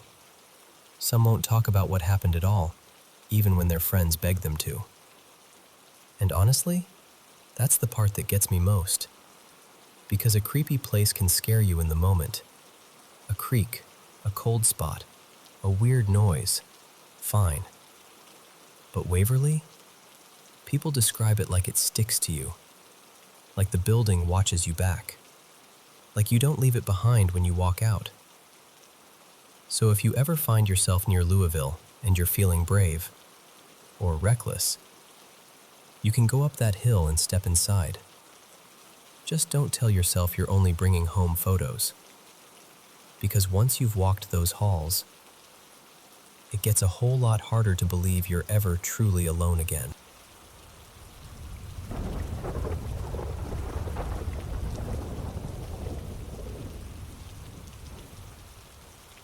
Hey, so I've been holding this story for a long time, and I'm just going to tell it to you the way it happened, because it still sits in my chest like it meant something. I was 18, pregnant, and riding a train up through Northern California, heading toward Colfax. I remember staring out the window and just crying. Quiet crying at first, then the kind where you can't stop once it starts. Like everything I'd been through up to that point was catching up with me all at once. I felt alone in this huge, moving world. And then, out of nowhere, I felt someone sit down to my right. But that's the thing. There wasn't anyone there. No body, no face, no voice. Just this presence. Heavy, solid, like the air had weight. I couldn't see it and I couldn't hear it, but I could feel it the way you feel someone standing too close behind you. And somehow, it communicated with me anyway. Not with sound, more like it dropped words straight into my knowing. So I did the only thing I could think to do. I started talking back, out loud. I'm sure I looked completely unhinged to anyone paying attention, but I didn't care. I needed it to be real. I needed to respond like it was real, because it felt real. And then it asked me something that still makes my throat tighten when I say it. It asked me for my heart.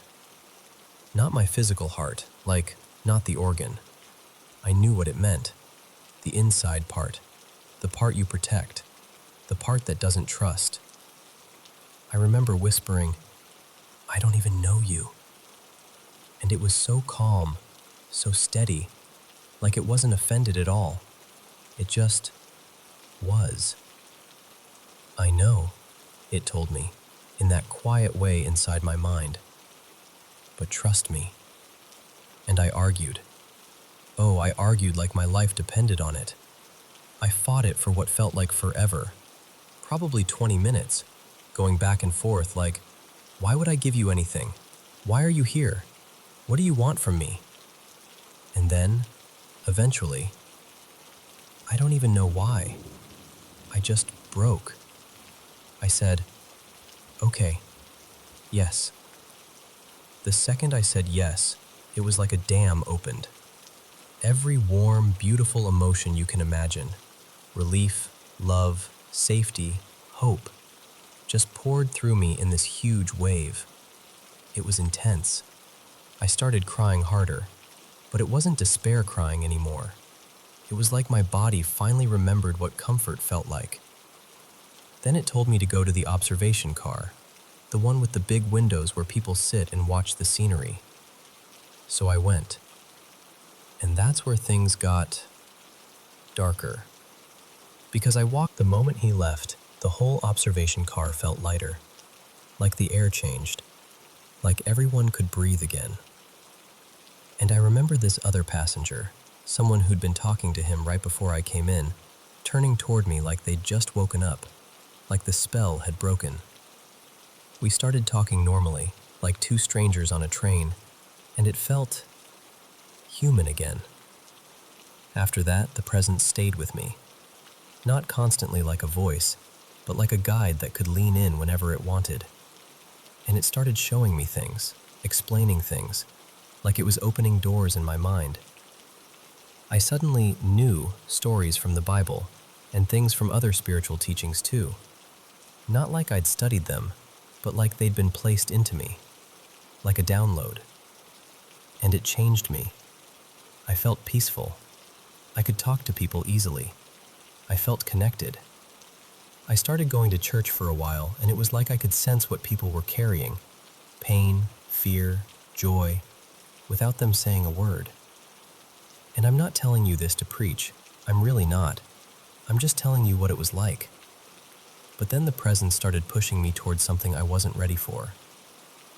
It kept strongly urging me to leave my baby's father. And I was conflicted. Because life isn't simple, and love isn't simple, and fear definitely isn't simple. I didn't know what was intuition and what was pressure. I didn't want to blow up my world. So, I pulled away. I turned it off, if that makes sense. Like I closed the door on the whole awakening. I graduated high school. Life kept moving. My intuition stayed, but that bright, direct connection faded because I stopped letting it in. And then a couple years later, when I was around 19 or maybe 20, I was sitting alone in my car in a hospital parking lot. My friend had just gotten out with my son, and I was waiting for them to come back. And suddenly, that same familiar presence arrived. Same weight, same certainty. And it asked me again for my heart. And this time, I hesitated. Just for a second. But it was enough. It left immediately. No arguing, no conversation, no patience for negotiation. It was like, okay, you're not ready. Gone. And I sat there feeling sick, like I'd failed some kind of test I didn't even understand.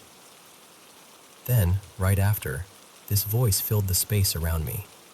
Not in my head, around me, above me. A calm, commanding male voice, loud enough that it felt like the air itself spoke. Go home.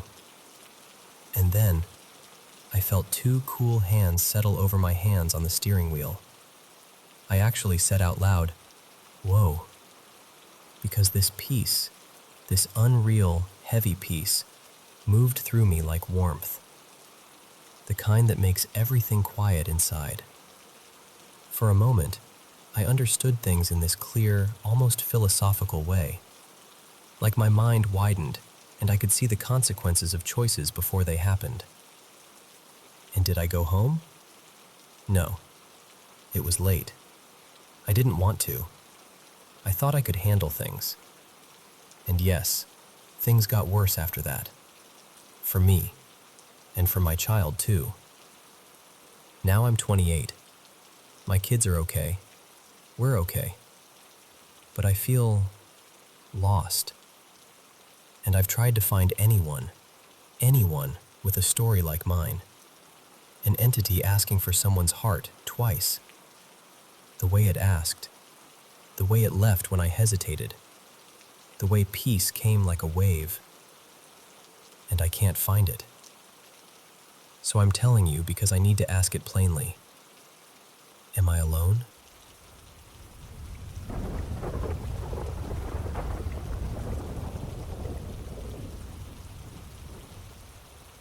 So, I have this thing about doors. Closet doors, bedroom doors, bathroom doors. Honestly, if it has a hinge, I want it shut. I've been that way for as long as I can remember, and people always tease me for it, like it's just some quirky habit. But it isn't. It started after one night at my parents' house, back when I was staying there for a couple of weeks, just trying to get my life sorted out. I can tell you pieces of what happened, clear as day. And then there's this blank space. Like someone took scissors to my memory and just cut the middle out. I woke up at 3:21 a.m. I will never forget that. Not the time, not what the router looked like, not what my cat did. My parents had this little fold-out couch bed in the spare room. Not a futon, more like a thin mattress pad that ended up really low to the floor when it was opened. So when I slept on it, I was basically eye level with anything down near the ground. And right at the foot of the bed was my dad's desk. Under it, on the floor, sat their internet router, one of those plain boxes with a row of tiny green LED lights on the front. It always blinked in this steady little rhythm, like it was breathing. Blink, blink, pause, blink. Just constant motion. Familiar enough that I'd stopped noticing it. There was also a window behind my head. I'm only mentioning it because, well, later it felt like it mattered. And my cat, my sweet, clingy little shadow, was with me. She'd come with me to my parents' house and slept in the room with me every night. That night, she was curled up near my legs like usual. So I wake up kind of suddenly, and my eyes drift left to the clock. 3:21 a.m. Then I blink a few times, trying to figure out why I woke up at all. A few seconds later, my cat lifts her head. Not slow and sleepy, sharp, like she heard something. She stands up and steps quietly toward the foot of the bed. I remember watching her because it felt strange, like the air had changed, like something had shifted, but nothing obvious was happening. And then, the router lights stopped. Not they flickered or the internet cut out. I mean, they froze, mid-blink, like somebody hit pause on them, like time itself just snagged. My stomach dropped, because that router always blinked. Always. It was the most predictable thing in the room. My cat froze too. She arched her back in this perfect, rigid curve and stared, not at the desk, not at the floor, up and toward the back of the room, toward the space behind my head, toward that window. And I remember thinking, in this weird, disconnected way, what is she looking at? There's nothing there.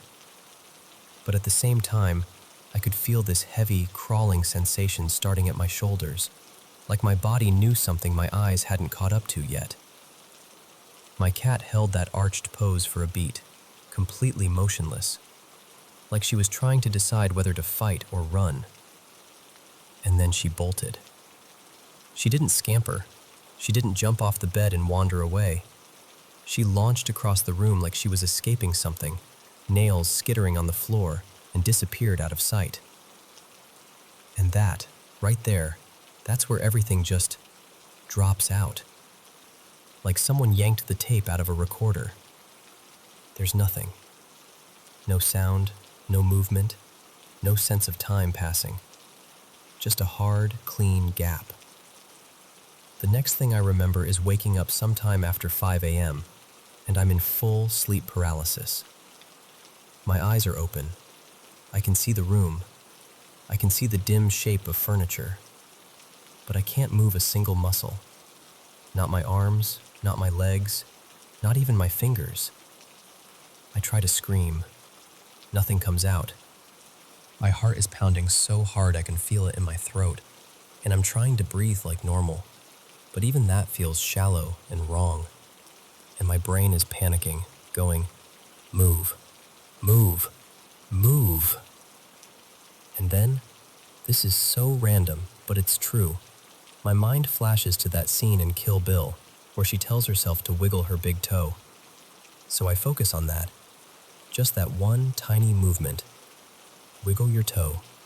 Wiggle your toe. Come on. It takes forever. Maybe minutes, maybe longer, I don't even know. But finally, something breaks loose. I can move again. I sit up, shaking, and I still can't make a sound. My mouth feels sealed, like it's forgotten how to open. I don't remember standing up. I don't remember how I crossed the hallway. I just remember reaching my parents' bedroom door and pounding on it with everything I had. My mom opened the door, half asleep, and the second I saw her, I completely fell apart. I buried my face into her shoulder, and I'm shaking so hard my knees feel weak. I'm sobbing, like ugly, breathless sobbing, but my mouth stays shut. It's like I'm crying through clenched teeth. Tears just pouring down my face, my whole body trying to scream, but no sound coming out. I can feel my mom's arms around me, and I can hear her voice, but it's muffled, like I'm underwater. My dad gets up, confused and worried, and they keep asking me what happened. And I can't answer. I can only show them that something is wrong. Eventually, they guide me back to bed and tell me, gently, logically, that it was probably a night terror. That sleep paralysis can happen, especially if you're stressed. That my brain basically glitched between dreaming and waking. And maybe that's all it was. But I know what I saw. I know those lights stopped in a way that didn't make sense. I know my cat saw something, because cats don't arch up like that for no reason. They don't run like that unless they're scared of something real, something they think is right there. And I know there's a chunk of time, at least an hour, maybe more, that is completely deleted from my memory. We never talked about it again in my family.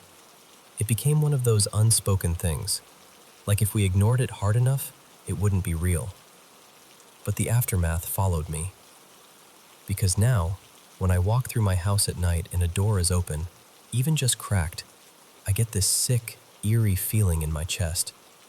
Like something might be waiting just out of sight, ready to round the corner the second I look away. So I close the door. Every time. I close it like it's instinct, like it's protection.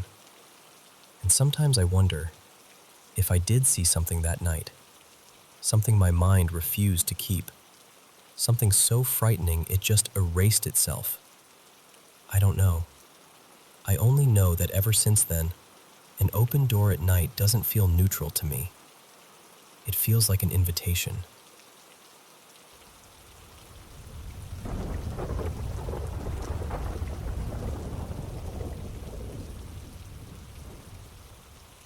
So this happened a long time ago, close to 2 decades now. But the weird part is, for a while, it didn't happen to me at all. Not in my head, anyway. I was 16 then, living with my dad, just me and him in the house. Real quiet, simple kind of life. And then 3 years later, I'm 19, and we're out in this little freestanding garage behind the house, leaning against whatever was closest, smoking cigarettes, doing that whole late night, let's talk about everything and nothing routine. We're swapping stories, laughing, half arguing, half reminiscing, and my dad goes, real casual, "Hey, do you remember that night you started screaming?" And I'm like, "What are you talking about?" He gives me this look like I just told him I don't remember my own name. He goes, "I'm sitting in the living room around 10, watching TV, and out of nowhere I hear screaming, like, not bad dreams screaming, like top of the lungs, somebody's dying screaming." I kind of laugh at first because I think he's messing with me. Then he keeps going. He says, "I jumped up and sprinted down the hall to your room." And I interrupt him like, "Wait, I was screaming?" He's like, "Yeah, how do you not remember this?" And I swear to you, I had nothing, zero, blank. Like he was describing some other kid, some other house, some other universe. So I ask, "Was this when I was little?" And he goes, "No, son, this was about 3 years ago." And right there, right in that moment, I get this cold feeling in my stomach because I'm realizing he's serious, and I'm realizing I'm missing a whole event that apparently shook him up. So I go, "Okay, what happened?" He takes a drag, exhales slow, and says, The weirdest part was the door. I'm like, the door? He nods. I grabbed the knob and I couldn't turn it, not even a little, like somebody on the other side was holding it, like it was being twisted back against me. I'm yanking it, trying again and again, and for like 10, maybe 15 seconds, it wouldn't move. And my dad is not the kind of guy who dramatizes stuff. If anything, he downplays everything. So hearing him say that made my skin crawl. He continues. Then suddenly it turns. I get the door open. I flip the light on. And he pauses, like he can still see it. He says, "You were standing on your bed, shoved into the corner of the room, screaming like you were looking at hell itself. Your face, man, your face was pure terror." He tells me he called my name, stepped closer, and after a few seconds I sort of snapped out of it. Like I came back online and recognized him. Then I asked the question I didn't even want the answer to. What did I say was happening? And he goes, "You said there were things in the room with you." And the second he says things, it's like someone reached into the back of my head, grabbed a file I didn't know existed, and ripped it open in front of my eyes. I swear, my eyes watered instantly. Not because I was trying to be dramatic, because the memory hit me that hard. Here's what I remember. I'm asleep. My bed was in the far corner of the room, opposite the door, and they were lined up on two sides of the bed. So close it felt like the air had thickened. I stood up instantly, like my body moved before my brain even decided to, and I backed up on the mattress into the corner, trying to get away without stepping off the bed. And that's when I realized there were more behind the first row. Not 3, not 5, a whole crowd. I don't know the exact number, but in my mind it felt like 15, maybe 20. Way too many for a room that was only, 10 by 12? It felt packed, like the room was full of bodies but somehow still silent except for me. Because I started screaming. Not a controlled scream, not a "Dad" once or twice. I mean full-on panic, begging for help, voice ripping out of me. And what really messes with me is the time gap, because it felt like forever before that door opened. Meanwhile, those figures didn't touch me. They didn't grab me. They didn't rush me. They just stood there. And the vibe, God, the vibe was awful. Like being watched by something that doesn't care about you the way humans do. Like cold attention, heavy, wrong. Then the door finally swings open, the light comes on, and it's my dad. Real, solid, human. And the moment my eyes land on him, the whole thing collapses. Like a dream evaporating.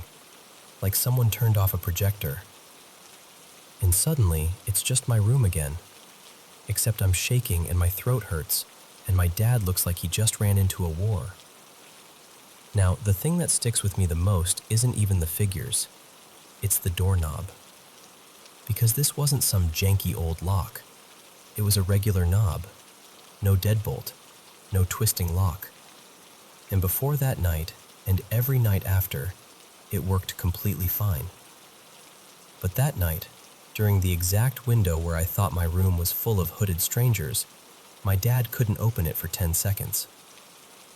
10 seconds doesn't sound like much, unless someone you love is screaming like they're being murdered behind that door. So yeah, you can debunk it, psychoanalyze it, roast me, tell me I watched too many scary movies. I get it. I'm not even trying to convince anybody. I'm just telling you, I forgot it ever happened. Until my dad reminded me. And once it came back like it had been waiting. Anyway, that's my creepy little gift to your imagination. Hope you sleep great tonight.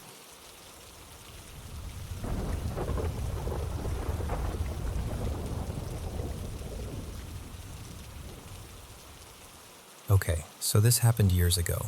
Honestly, it's been more than a decade now, but it still sits in my brain like it happened yesterday, and I've always wondered what the heck it was. I was 13, and I was practicing a dance routine for a competition. I was one of the younger girls on the team, and I was terrified I was going to mess something up and ruin it for everyone. So I basically made my mom sit down and watch me rehearse, like, nope, you're not getting up until you tell me this looks right. We were in our living room, and from where I was practicing, you could see straight into the backyard through these two big windows. It was daytime, normal, boring, nothing creepy about this kind of day. So I'm doing the routine, and there's this part where I dip down low, like a quick crouch, and when I popped back up, there she was, right outside the window, a woman, or something that looked like a woman. She had long, dark hair, and she was wearing this sleeveless white dress, except it wasn't clean. She looked like she'd been dragged through dirt.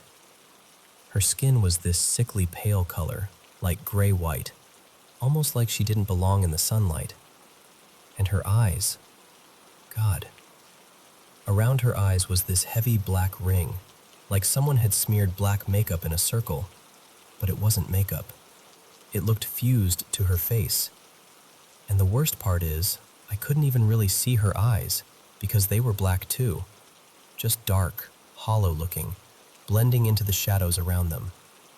And she was staring straight at me, not moving, not blinking, just locked on me. I froze so hard I swear my whole body turned into stone.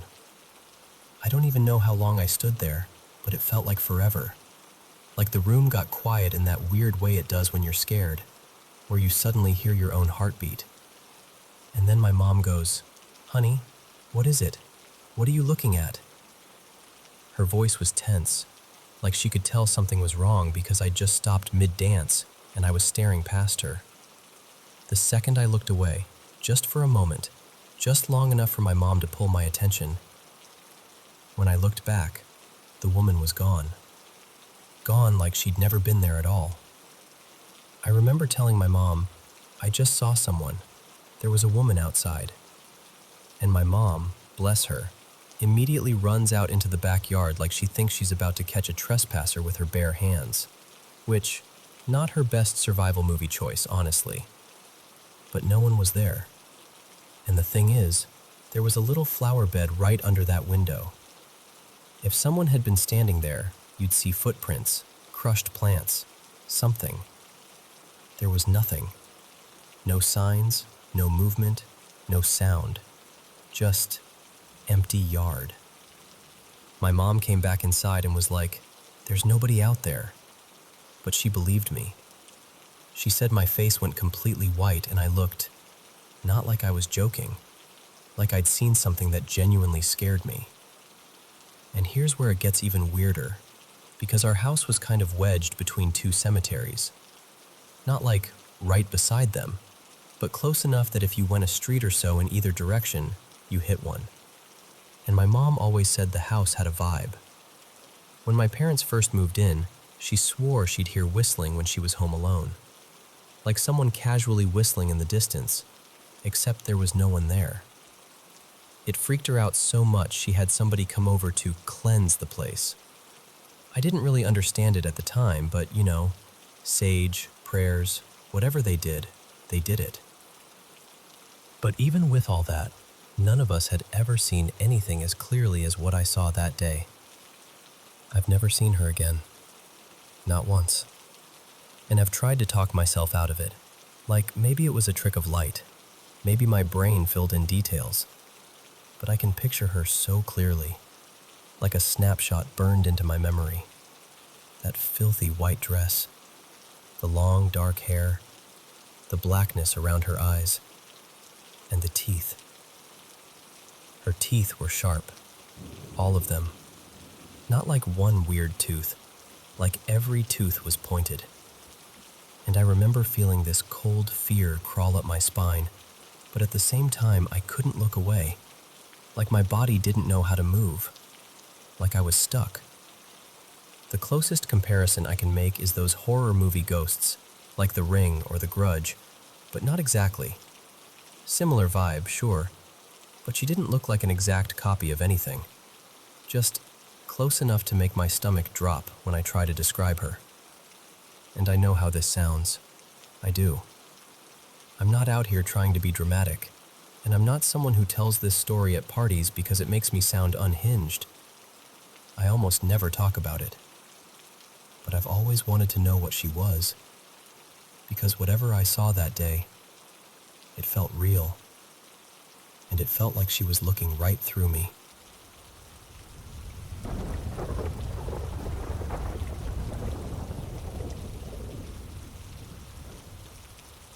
So, my dad and I have always been those people. The ones who can't resist anything ghosty, alien, paranormal. Basically anything that feels like it doesn't belong in our world. We'll watch documentaries, swap theories, freak ourselves out for fun. It's kind of our thing. Back when I was younger, we lived out in Idaho for a while with my dad's buddy. His name was Ronan. I honestly couldn't tell you the exact town, only that we were way out there. Like, the closest big store was at least an hour away, and once you left the house, it was just trees and darkness and wilderness stretching on forever. And out there, the sky was unreal. No streetlights, no glow from a city, just stars. So many stars it almost looked fake, like someone spilled glitter across black velvet. You could see these hazy streaks in the sky that looked like distant galaxies. One night, I'm standing at my bedroom window just staring. Totally peaceful, just soaking it in, when I notice something that snaps me right out of that calm. 3 lights, different colors, hanging in the sky in a perfect triangle. And I don't mean like, oh, maybe it's a plane. I mean, these lights looked huge and steady, like they were pinned up there. I didn't even think. I just bolted out of my room. Dad and Ronan were in the living room talking, and I'm like, you have to come now. They both look at me like I'm being dramatic, but they followed me anyway. We step out onto the front porch, and the second they see it, nobody's joking anymore. All 3 of us are just standing there, staring up, trying to make it make sense. No blinking, no movement like normal aircraft, just this silent triangle of colored lights hanging over the tree line like it was watching us right back. We stood there a couple minutes, whispering guesses. Satellites, drones, some weird reflection, anything that would make it feel normal. And then, right when we're about to go back inside, we hear it. This sound from the left side of the house, down where the trees start. A snarl, but not like any animal snarl I've ever heard. It was warped, jagged, almost like a screech that had been dragged through something broken. I know that sounds dramatic, but I swear, it didn't sound alive in the way animals usually do. It sounded wrong, like the noise had edges. We couldn't see anything. It was pitch black out there, but the sound was close enough that all the hair on my arms stood up. Ronan didn't hesitate. He rushed back inside, and I realized a second later what he was doing. He came back out with a gun, and I remember this cold drop in my stomach because that was the moment it hit me. He thinks this is dangerous. He aimed into the darkness and fired. 1 shot, then more, into the trees where the sound came from. And then we heard footsteps. Fast, heavy, coming right at us. Not circling, not retreating, charging. It felt like the whole night tightened around us. The steps rushed closer, and then, this part still makes my chest feel tight. It sounded like it went under the porch. Ronan and I ran inside so fast I don't even remember my feet touching the floor. But my dad stayed out there. I turned and saw him frozen on the porch like someone had hit pause. I started yelling, "Dad! Dad, get inside! Now!" Over and over, louder each time, panic turning my voice sharp. And he didn't move at first. It was like he couldn't. My dad was pale. He kept rubbing his hands on his jeans like he was trying to get feeling back into them. And then he said something I'll never forget. He told me he couldn't move because he could feel it under the porch, like a vibration, strong enough that the wooden boards beneath his feet were trembling. He said it felt like whatever was underneath him was alive and powerful, like it was humming through the floor. We tried to peek out the window, still terrified, still half expecting to see something. And that's when we realized the triangle lights were gone. Just gone. The sky was back to normal, like nothing had ever happened. The next morning, the sunlight made everything feel almost embarrassing, like, okay, maybe we overreacted. Maybe it was just some animal and our brains turned it into a horror movie.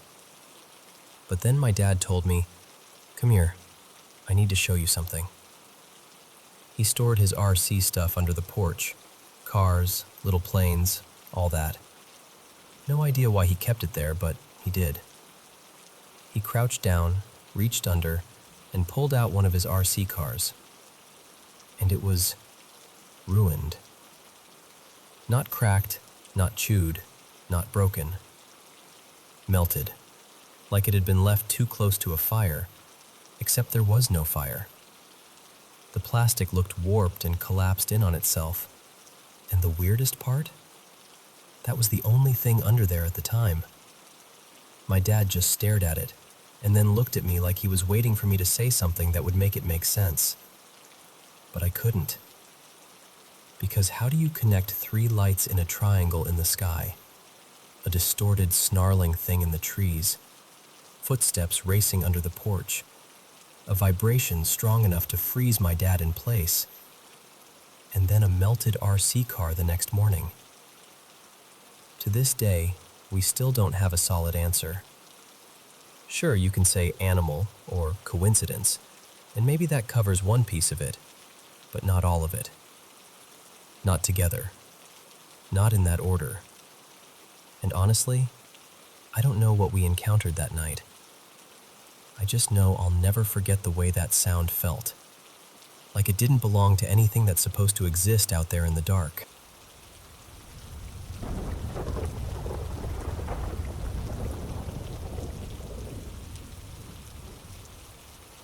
So, I don't tell this story to freak you out. I tell it because it still feels so real, even all these years later.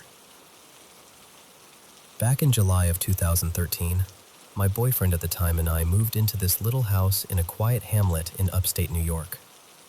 It was one of those places where the roads get narrow, the nights are really dark, and it's so peaceful you can hear the trees moving. We got there before our furniture did, so the first few nights were kind of like camping indoors. We had air mattresses on the floor, a pack-and-play for our 1-year-old, and a baby monitor. Just sound, nothing fancy. That first night, I woke up and heard something coming through the monitor. It sounded like a little girl, like soft talking and playful giggling, the way a kid sounds when they're playing with dolls or whispering to themselves. At first I thought, okay, my 4-year-old must have gotten up and she's talking to her baby brother. So I got up and went to their room. Both kids were completely asleep. Dead asleep. Not even stirring. But the little girl's voice was still coming through the monitor. I stood there for a second, just frozen, listening. Then I went back and shook my boyfriend awake like, "Listen, please tell me you hear that." He did, and we tried to be logical. Maybe we were picking up someone else's baby monitor, right?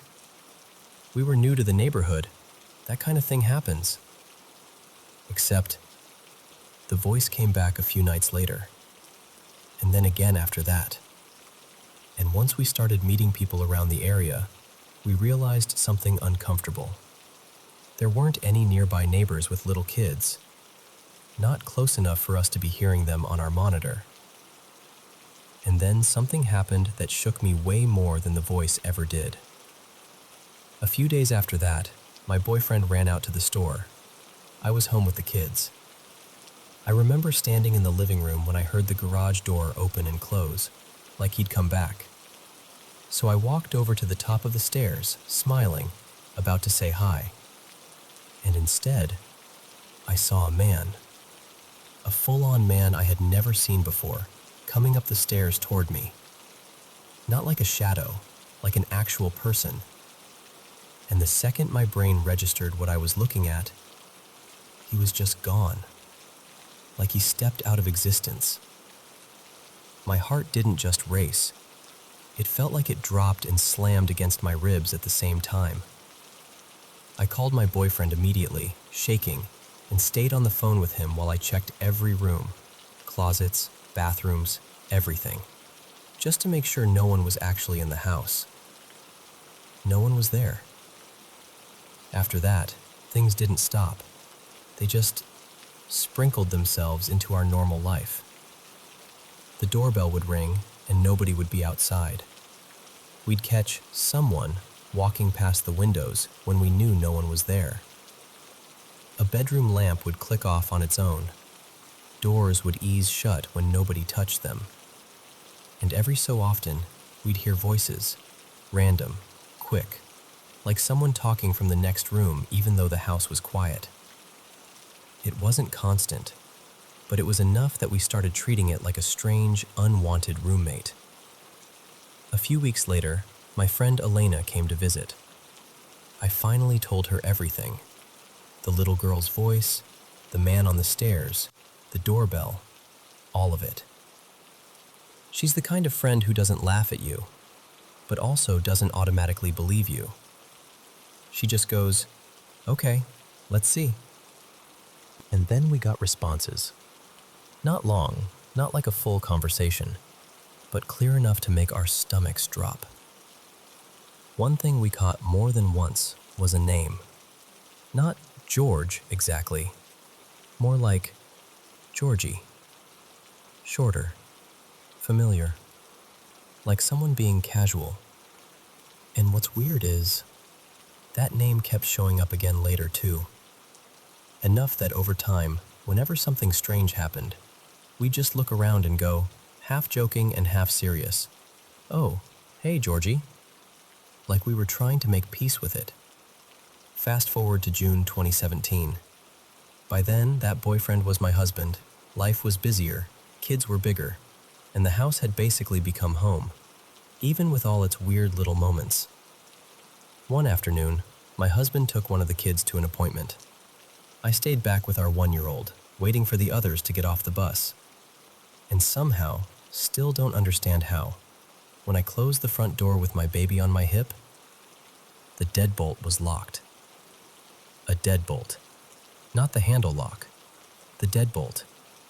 There's no way to accidentally deadbolt it from the outside. And my phone was inside, of course, because why would life ever be convenient? So once the kids got off the bus, we walked to our elderly neighbor's house to use their phone.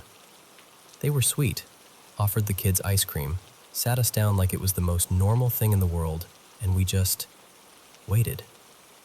When my husband finally came back with the key, he joined us outside, and we all ended up chatting for a bit longer. And then, completely out of nowhere, our neighbor goes, real casual, like it's small talk. "You know, back in the 70s, a man a few houses down fell while working on his roof, and he died." I remember my whole body going cold because the thought hit me instantly.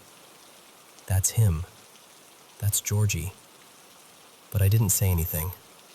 I didn't want to sound crazy, so I just nodded and filed it away. Later that night, once we were back inside, I couldn't let it go.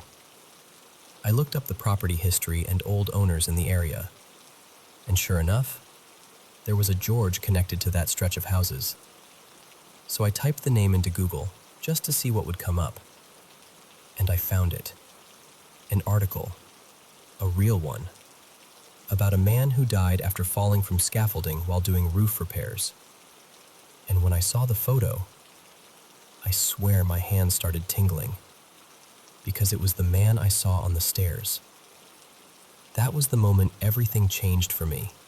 Not because it made me feel safe exactly, but because it made me feel validated. Like I wasn't imagining things. Like the house wasn't just creaky, or my nerves weren't just too sensitive. Even now, I still don't have answers for everything. I don't know why he's still around. I don't know who the little girl is, or why we heard her through the monitor first. And I don't know why some days are quiet and other days feel crowded. But I do know this: that house has a history. And for whatever reason, it doesn't keep it to itself.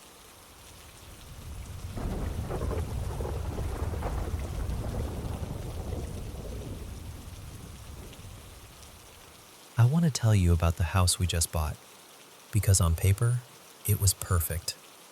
The kind of place you walk through once and immediately start picturing your life in it.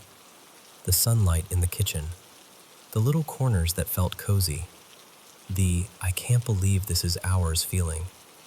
But the first couple nights, I don't know how else to say it, something felt wrong. Not new house creaks wrong, not we're not used to the neighborhood wrong. More like my body was reacting before my brain could explain anything. I'd be lying in bed next to my partner, Eli, and everything in me would just tense up, like the air was heavier than it should have been. By Monday afternoon, I was a mess. Full on crying, telling him, "I don't want this house anymore. I think it's contaminated. I feel like it's going to hurt us." And I know how that sounds. I do. But it felt so real in the moment that I couldn't talk myself out of it. Eli tried so hard to steady me. He kept saying, "We're okay. We're safe. It's just a big change." He even tried to make me laugh when I spiraled about the dumbest thing, because I'd killed a couple bugs earlier and then convinced myself, completely seriously, that the rest of them were going to retaliate. Like they'd form some tiny revenge squad. He looked at me with this gentle half smile and said, "Babe, the bugs are not organizing." That night, we decided to get out of the house for a bit. My sister Jess offered to let us come over, do laundry, because we didn't have a washer yet, and just breathe somewhere that felt normal. We got there, ate something, the couch swallowed us up, and we accidentally fell asleep. And then the next morning happened. We drove back to the house, still kind of groggy, carrying our laundry baskets, trying to act like this was just a regular Tuesday. We unlocked the door, stepped inside, and immediately saw our cat, Miso. He was only 3. He'd been healthy, playful, loud about breakfast, the kind of cat who would follow you around like a shadow and flop dramatically at your feet. And there he was on the floor, completely still, like someone had snapped the story in half. I don't even remember dropping the baskets, but I must have, because the next thing I know I was on the ground, saying his name over and over like it could pull him back.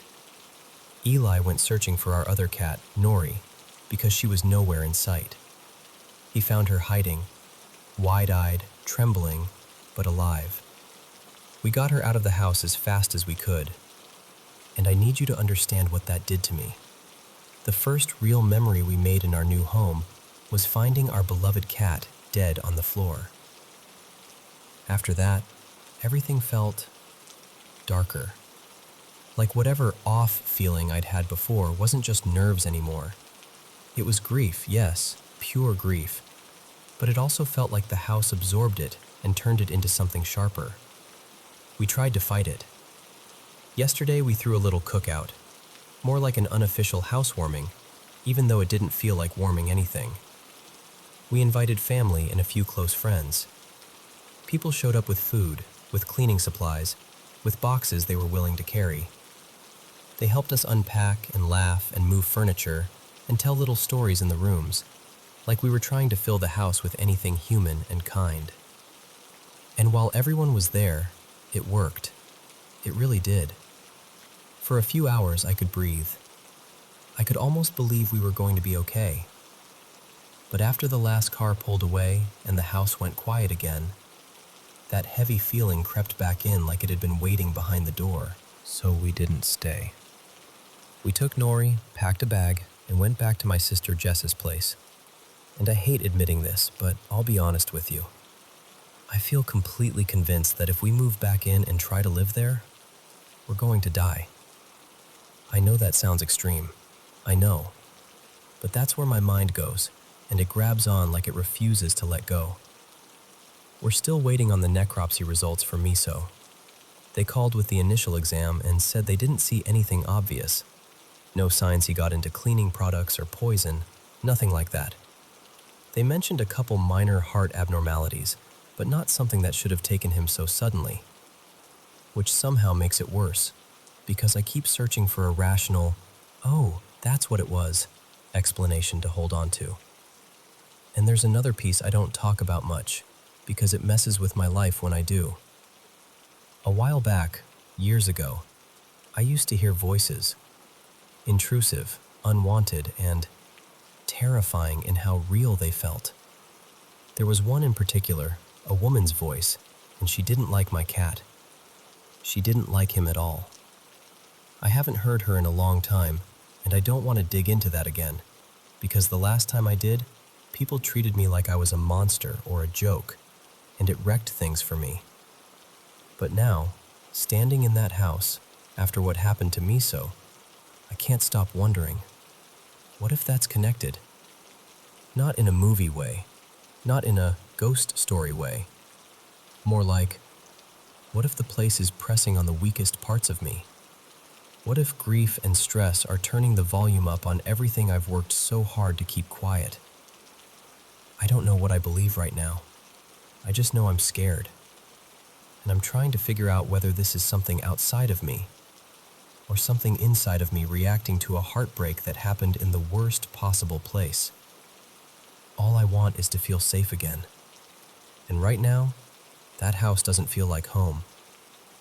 It feels like a warning I can't decode.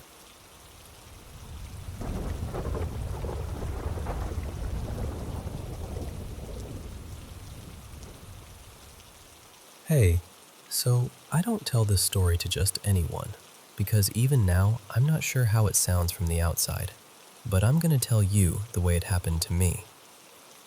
It started when I was about 5 weeks postpartum with my first baby. You know that newborn life. Half asleep, sitting up in the dark, trying not to fully wake up while you make a bottle. I remember I was holding her, watching her little face, and then I saw it. Not in the room exactly, in her eyes. Like when you look into someone's pupils and you can see a reflection. I saw this tall, black shape behind me. Just a solid figure, no face, no features. My whole body went cold. I turned my head so fast I nearly pulled my neck, but there was nothing there. So I tried to reason with myself. I looked again, back into her eyes, and there it was again, behind me, watching. I turned on the lamp, checked the room, checked the corner, checked the space behind me. Nothing. And the thing is, behind me was just a blank wall, white and plain, only a couple steps from the bed. There wasn't even anywhere for a shadow to hide. I turned the light off again, looked back into my baby's eyes, and it was gone. That was the first time I met it, whatever it was. After that, the house started to feel crowded. Like there were places where I'd walk and it felt like I'd brushed right past someone, even though no one was there. The worst spot was because the woman, my Nan, I think, didn't feel threatening. But the dark figure?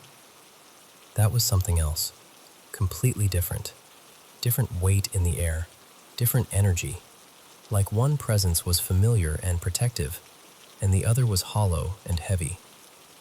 My little brother used to come over late sometimes and knock on my window to mess with me.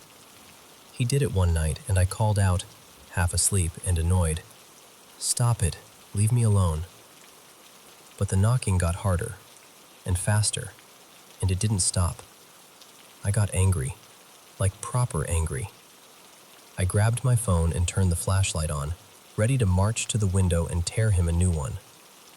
And the second my light hit the room, I saw it, right behind my closed bedroom door, that same tall black shape, just standing there like it had been waiting. I dropped my phone instantly. Of course I did, like my hands forgot how to work.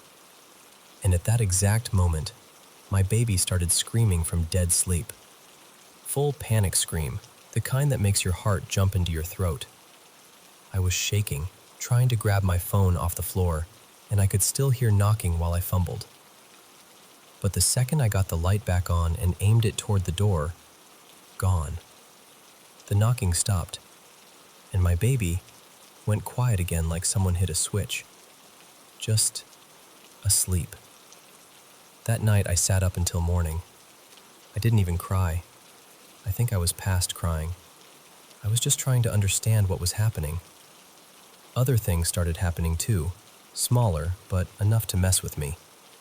Once I dropped my baby's first little toy, one of those rattly ones with little metal balls inside, and I picked it up, set it on the dresser, and it started spinning. Not wobbling, not rolling, spinning like someone had flicked it.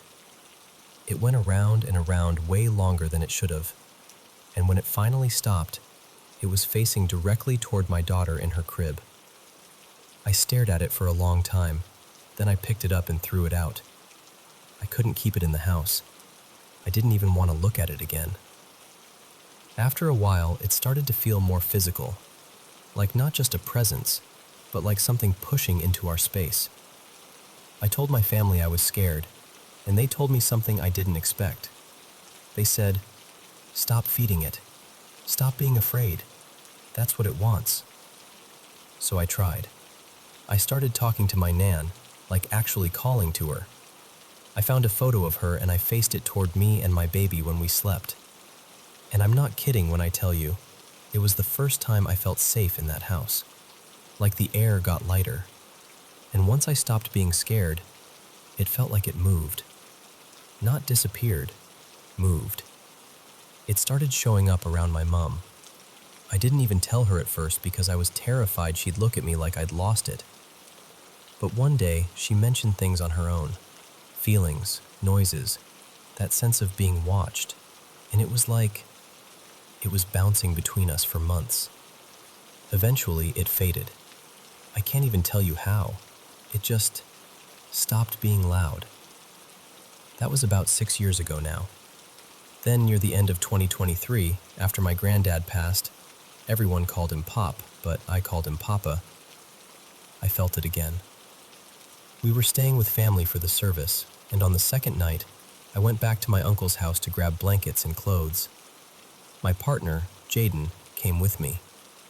We pulled into the driveway at night, and the second the headlights hit the house, I got that same feeling. Like my body knew before my brain could catch up. I told Jaden, "Wait, don't get out yet." He looked at me, and I could tell he felt it too. He didn't even ask what I meant. His face changed. His posture changed. That quiet kind of fear you can't fake. I whispered, "I think someone's here." We stopped at the back gate. I've never seen Jaden hesitate like that. He was looking at the dark like he expected something to step forward. He didn't want to go through. But I did. And the second my foot crossed that gate line, I felt surrounded. Like the air became thick and full of bodies. I got claustrophobic. My chest tightened and my heart started racing like I'd sprinted. It felt like we were walking through a crowd, except it was silent, and everyone was staring, and the space was closing in, squeezing.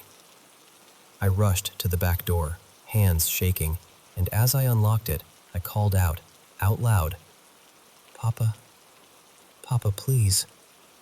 And I swear to you, the second I said his name and opened that door, it was like a pressure valve released, like someone lifted a weight off my shoulders. The house felt peaceful, still, normal. We grabbed what we came for. We even went into the spare room, the room I used to avoid, and it felt okay. Like whatever was inside didn't want to come through the door with us. But when we went back outside to lock up, I felt it again. That same dark energy from years ago. Like it was crouched near the hedge by the gate, waiting, watching. We didn't run, but we walked fast and we didn't look back. I felt this huge relief getting back into the car, like escaping a place you didn't realize was suffocating you until you finally breathe again. We drove off, and I felt it at the front of the house, like it was standing there watching us leave. We didn't speak for a few minutes. My mind was trying to make it make sense, like nothing happened but also everything happened. Then Jaden finally said, "Did you feel that?" And I swear I nearly cried from relief. Not because it was good news, because it meant it wasn't just me, but because I finally knew I wasn't imagining it. He described the same exact things I felt. The movement, the pressure, the way the air changed. And later, while we were driving, I felt this chill like something was right behind us in the back seat.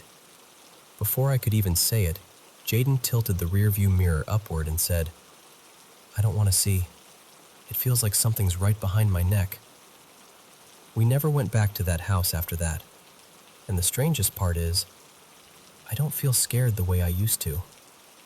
I still feel it sometimes, every now and then, like a shadow in the corner of my life, but it doesn't own me anymore. When it happens, I call to Papa. I call to my Nan, and the air feels lighter again. I don't know what it is. I don't know if it's grief or something spiritual or something I can't explain with words, but I know I'm not the only one, because other family members have heard the same footsteps, the same noises, in the same parts of the house. So, that's my story. And honestly, I'm still trying to decide what I believe.